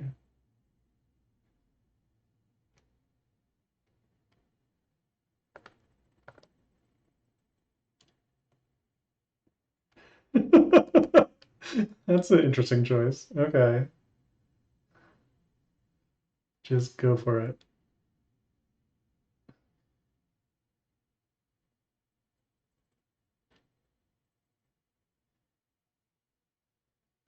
So where do we actually, where are these builds actually? These look pretty handy. They may not go back as far as I need for this, but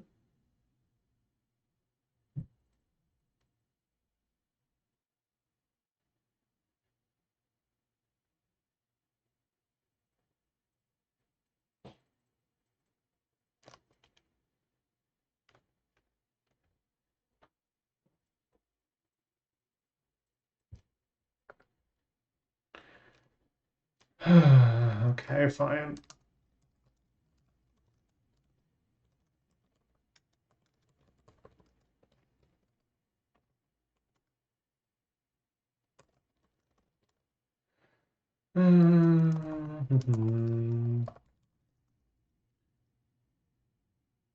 Yeah, that's probably as good as anything. Building, building, building. No, stop.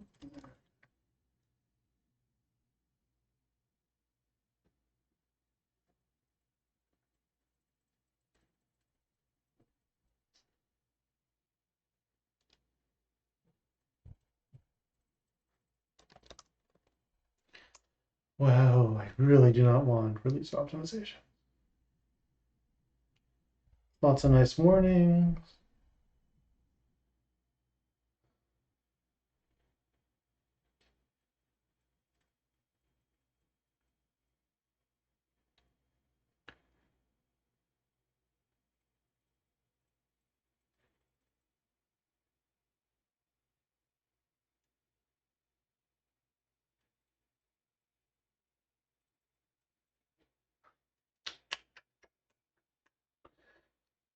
So how's your weekend going, everyone?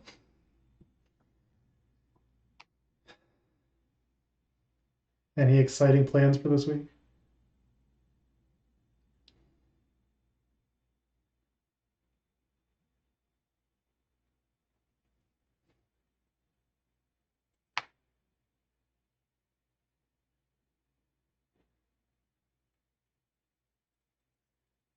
Yeah, stay indoors. Um,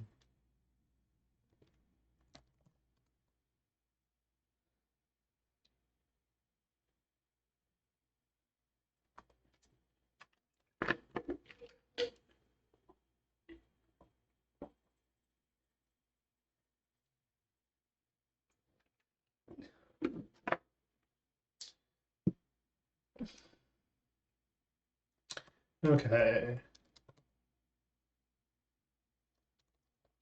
So I should, what?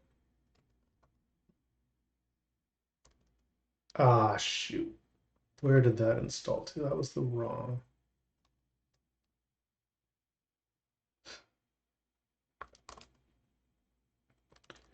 Oh, well, I guess that works. That's not what I wanted, but oh, right, and we don't even, yeah.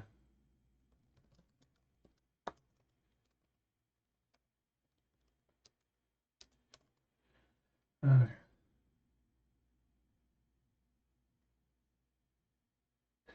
Yeah. Can yaks use touchpads? I feel like that would be a challenge. Like the hooves and things for like gestures. I don't know.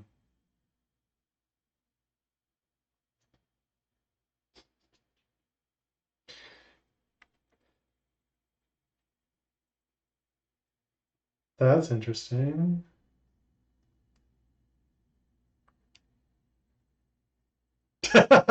Yeah, sure. What are you missing? A closing just followed me. That is a great Twitch name. Who is that?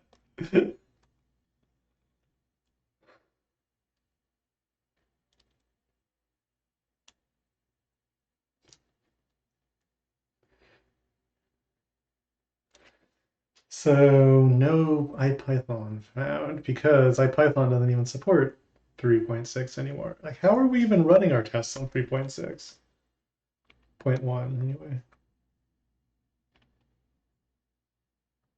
Like, I don't even understand what's going on. Like, doesn't this start by installing a requirement?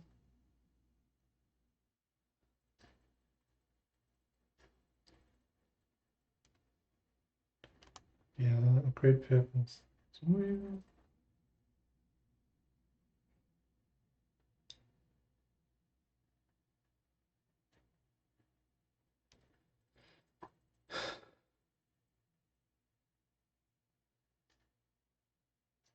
Oh, like a 2D layout? Yeah. Sounds annoying.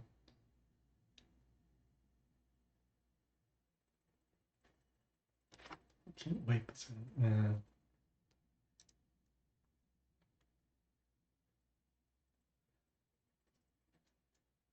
Oh, okay. So we have some hacks here. Fine.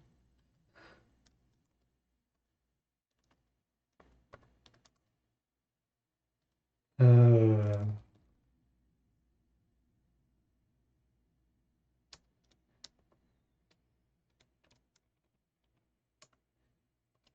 we'll remember to get rid of that later.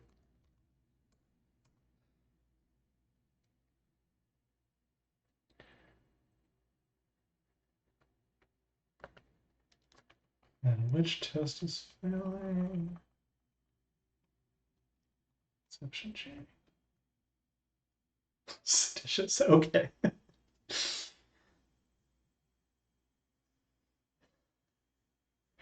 It is a bit seditious. My kingdom for a Python package pinning tool that actually works and doesn't have random arbitrary restrictions. That mess it up for our uses. Okay. So I've got a Python install. Let's see how it goes. So got every things I need installed in it. PyTest. Okay. Um, context loops will probably fine. Okay. Well, there's the error. So I guess we should be able to track it down pretty quickly then. So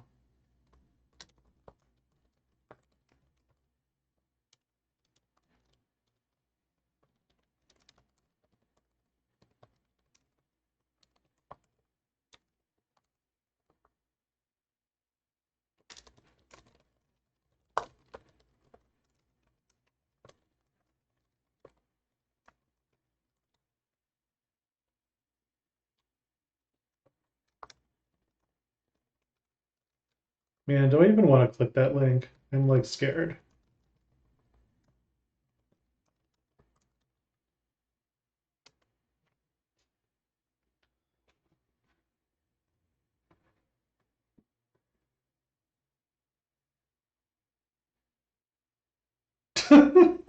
Oh God. Sure.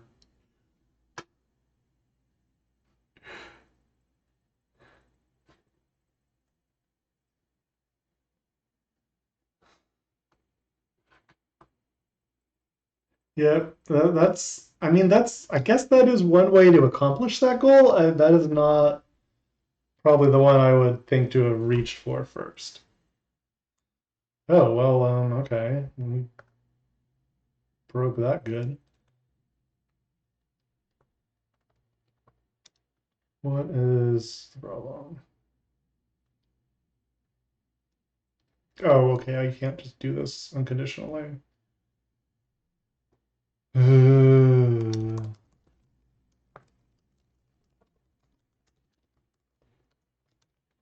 really, this is where it's coming from. So where? So it seems like this is saying the value error already has itself as its own context when it comes out of initial A exit.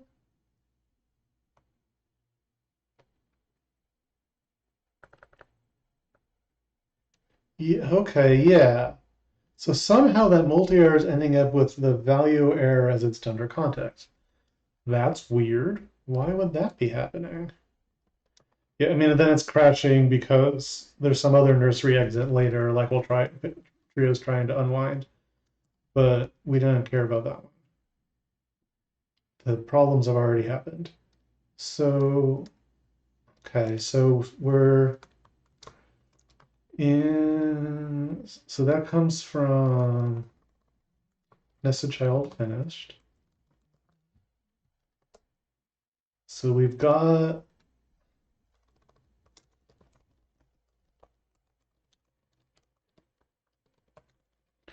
let's just see what we have on entry.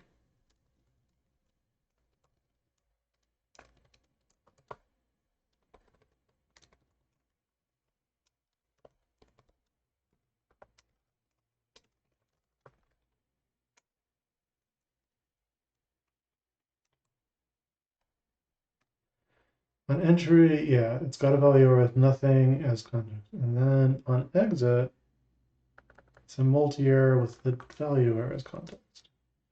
Where the heck is that context? It's not closed. We make them. Oh, wait, I know what this is. Oh, wow, I have not thought about this in ages. So, this bug got fixed a long time ago, but in early versions of Async-Await, there was an interesting behavior where if an async function returned a value and that value happened to be an exception object of some kind, an instance of a subclass of base exception, then it would get its Dunder context set, even if it was never raised or anything. And this makes no sense to me. It has something to do with like the weird way that when an async function or a generator exits, normally that gets turned into an exception. I think right the stop iteration thing, but that doesn't really explain it because then this just gets stuck as an attribute on that. So there's no reason that attribute would have its under context set. I don't know, but it was a thing, and Yuri fixed it after I pointed it out, so that's why I never figured out the details. Because thank goodness I didn't have to figure it out myself, fix it myself. But that's what we're hitting here now, and it was previously hidden by the fact that the exception was getting rewritten.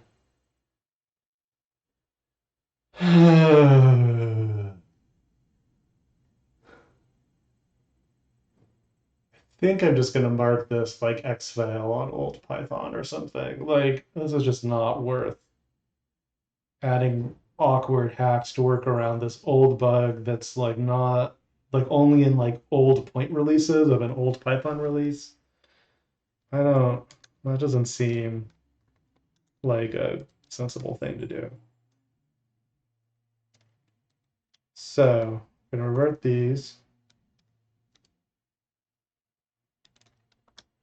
Yeah, the problem is that it's awkward to drop support for 3.6.1, but not for 3.6 point bigger than 1. And probably, we can drop support for 3.6 at some point, but this Yak stack is big enough. I don't want to try to do that as part of this PR. I wonder what the status is. Look at our downloads real quick.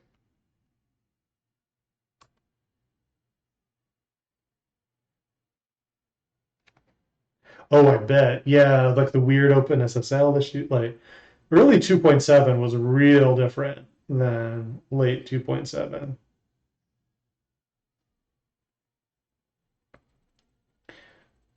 So minor version. This is impossible to read. Wonder who was downloading thousands of copies of Trio a few months ago. Well, yeah, so Trio already is 3.6 plus only, but that's our problem.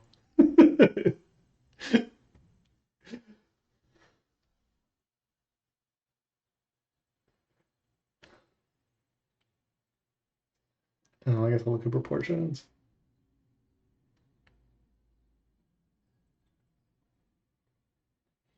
Yeah, still 2%, 2% on 3.5, which isn't even a thing anymore. We don't support it at all. And then 3.6 is 17%. I mean, we could push that pretty soon, probably. With, I mean, 3.9 is almost past 3.6, and 3.9 isn't even released yet. But anyway, okay, but we're not doing that right now.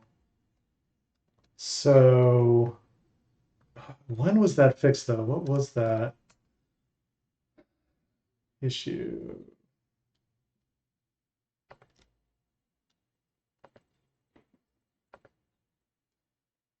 So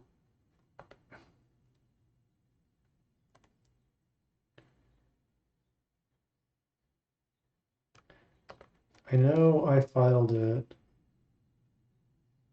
Actually, maybe I can just look here. And it was fixed, so it'll be closed, all right.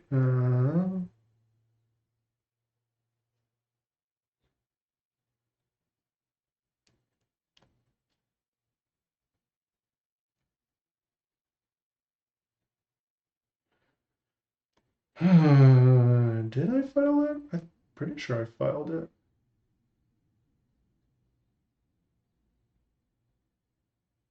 Yeah, here it is. You can see my degree of confusion. Okay.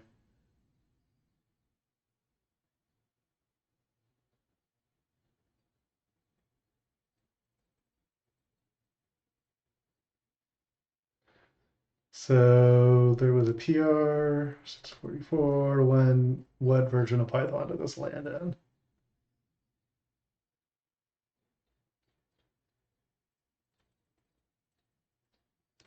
Can we squeeze in a 3.6.1? Not a new bug.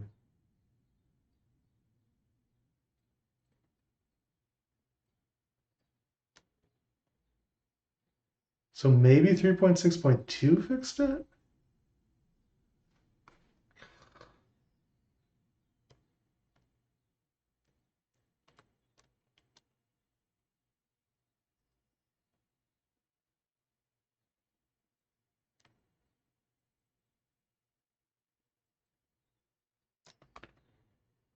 What's the thing? Like Git has some way to like let you check which tags a commit is in.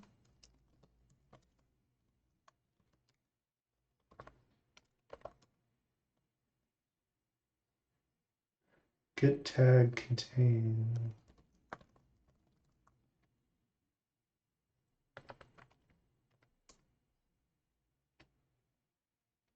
Okay, yeah, there we go. So I think, yeah, 3.6.2 has the fix. Okay, so which issue was it? Or which test was it? I don't need, well, need that later, I guess.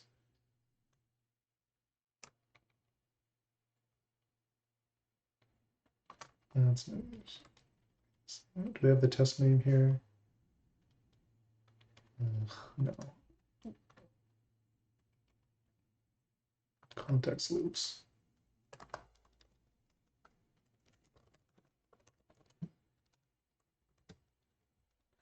Okay.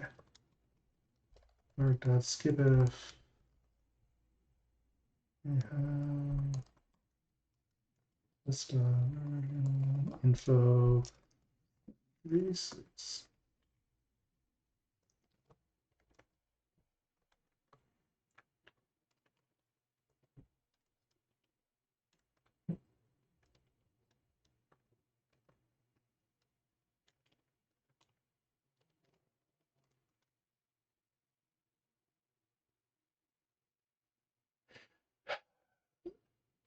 Yeah, it's not that I think anyone is like shipping early 3.6. It's just that it's obnoxious to have to like explain to people like, oh yeah, we support 3.6, but not this part of 3 points. Like it just makes life more complicated that way.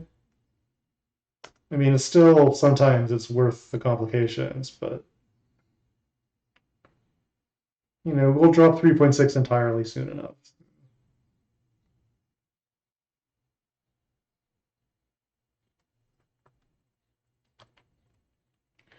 Oh, right, I was testing with the wrong Python version.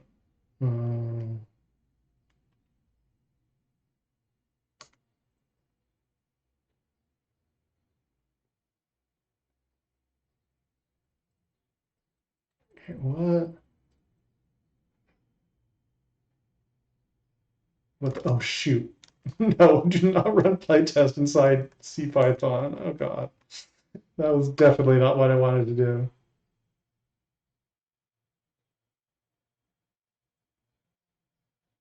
Okay, and it is skipped as expected. Gotta run black.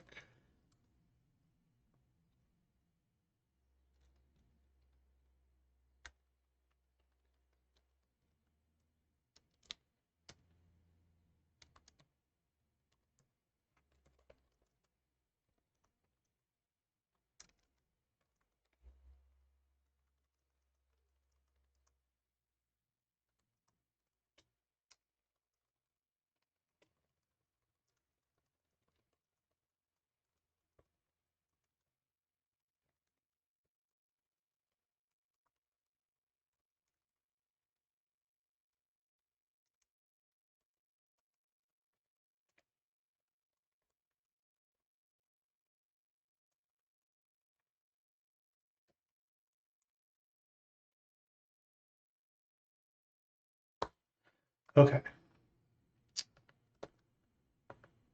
And now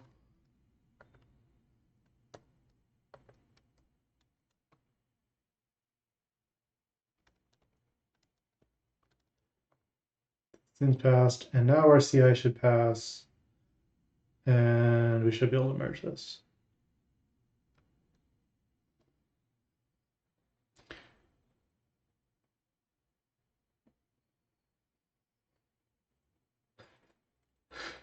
Man, this automatic closed caption thing is not working as well as I would hope. CPython of shoot CPython of God. Like that's an interesting thing to say. I don't know quite what it means, but probably not what I said. All right.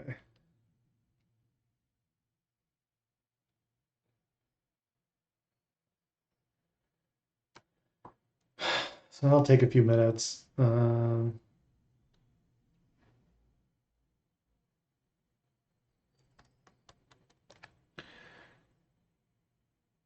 the meantime, okay, what do I want to do? I'm doing this for about 2 hours. I can go a bit longer. Getting a little tired, but not too bad.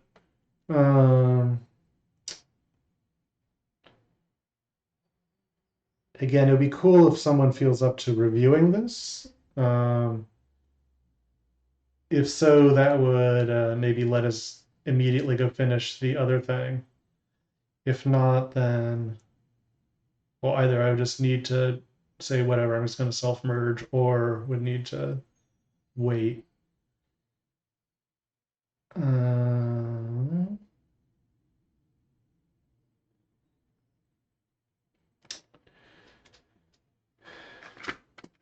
what do y'all think?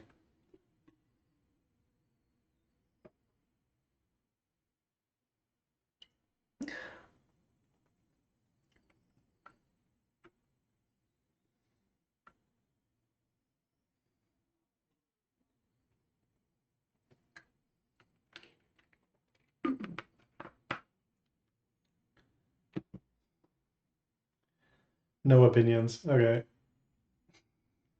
Oh, you think you want to get dinner? That makes sense. Yeah.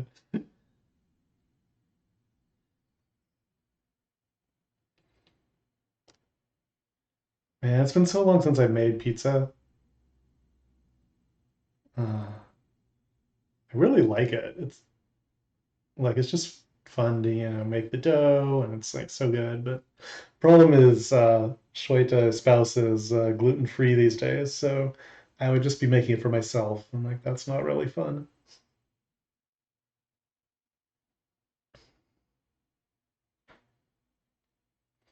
Do you make your own dough or you just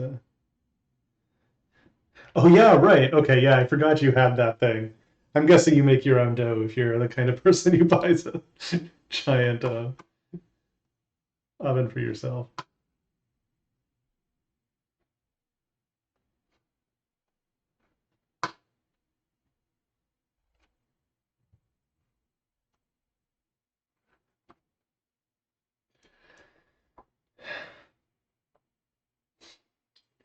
Yeah, for sure. I mean, gluten-free pizza is real difficult to get a satisfying result. Like there are some things that where like another grain's fine or small compromises, but like pizza is like it's so about the stretchy gluten-y thing.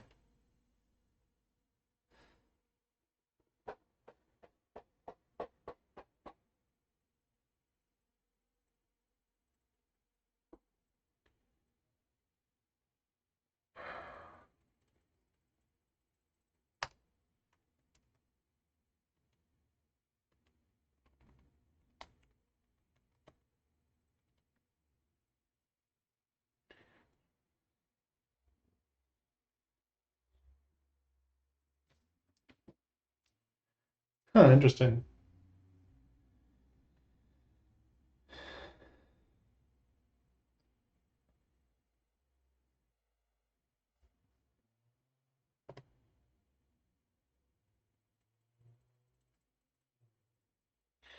Okay, so yeah, that's passing now.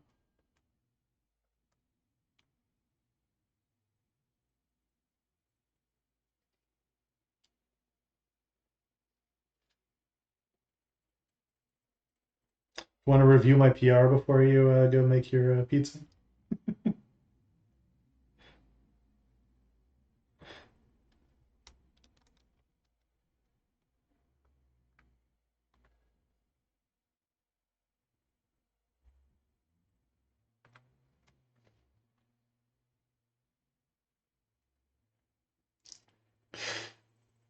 Hey, can't blame me.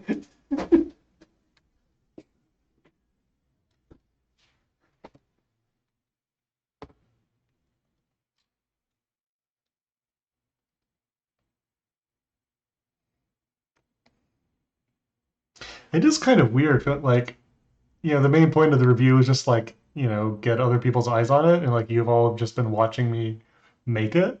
So like, presumably, if I was doing something totally stupid, you would have said. I mean, I guess I don't know for sure. Maybe I'm assuming too much there, but it seems likely. But,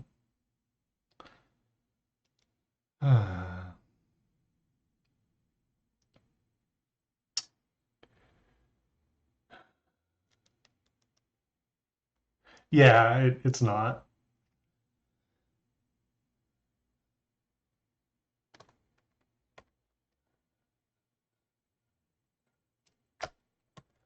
I'll just put it here. Yeah.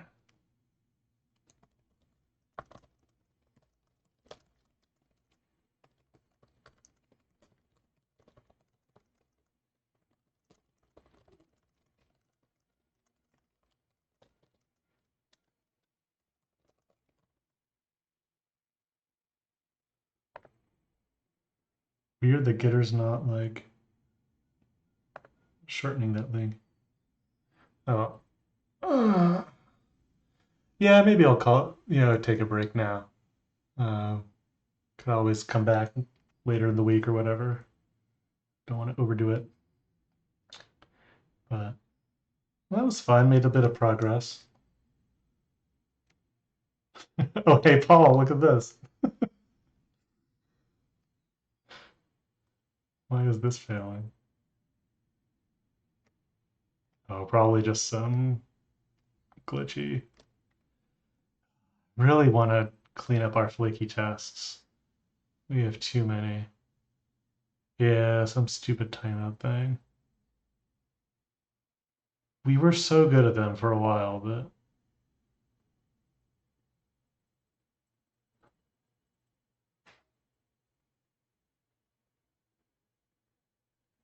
what? What? Is this our SSL test? Let's slow down.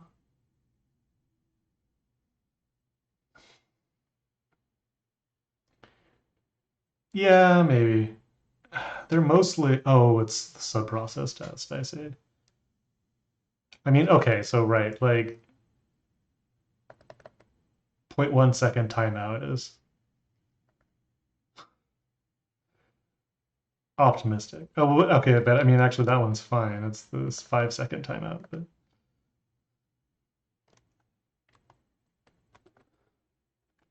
here, we could just bump that to something longer.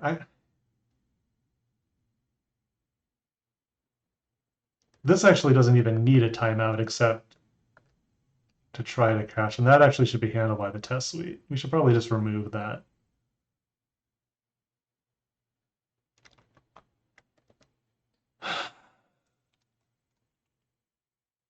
Anyway, for the moment, I will do everyone's favorite thing. And key timeout in test.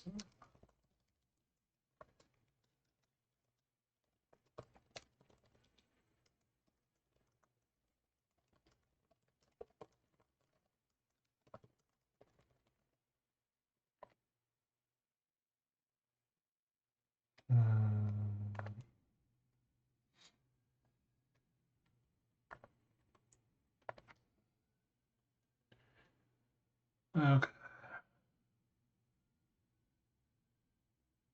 I should really look at Richard's stuff here. Like, it's cool stuff. Probably doesn't all belong in Trio, but yeah.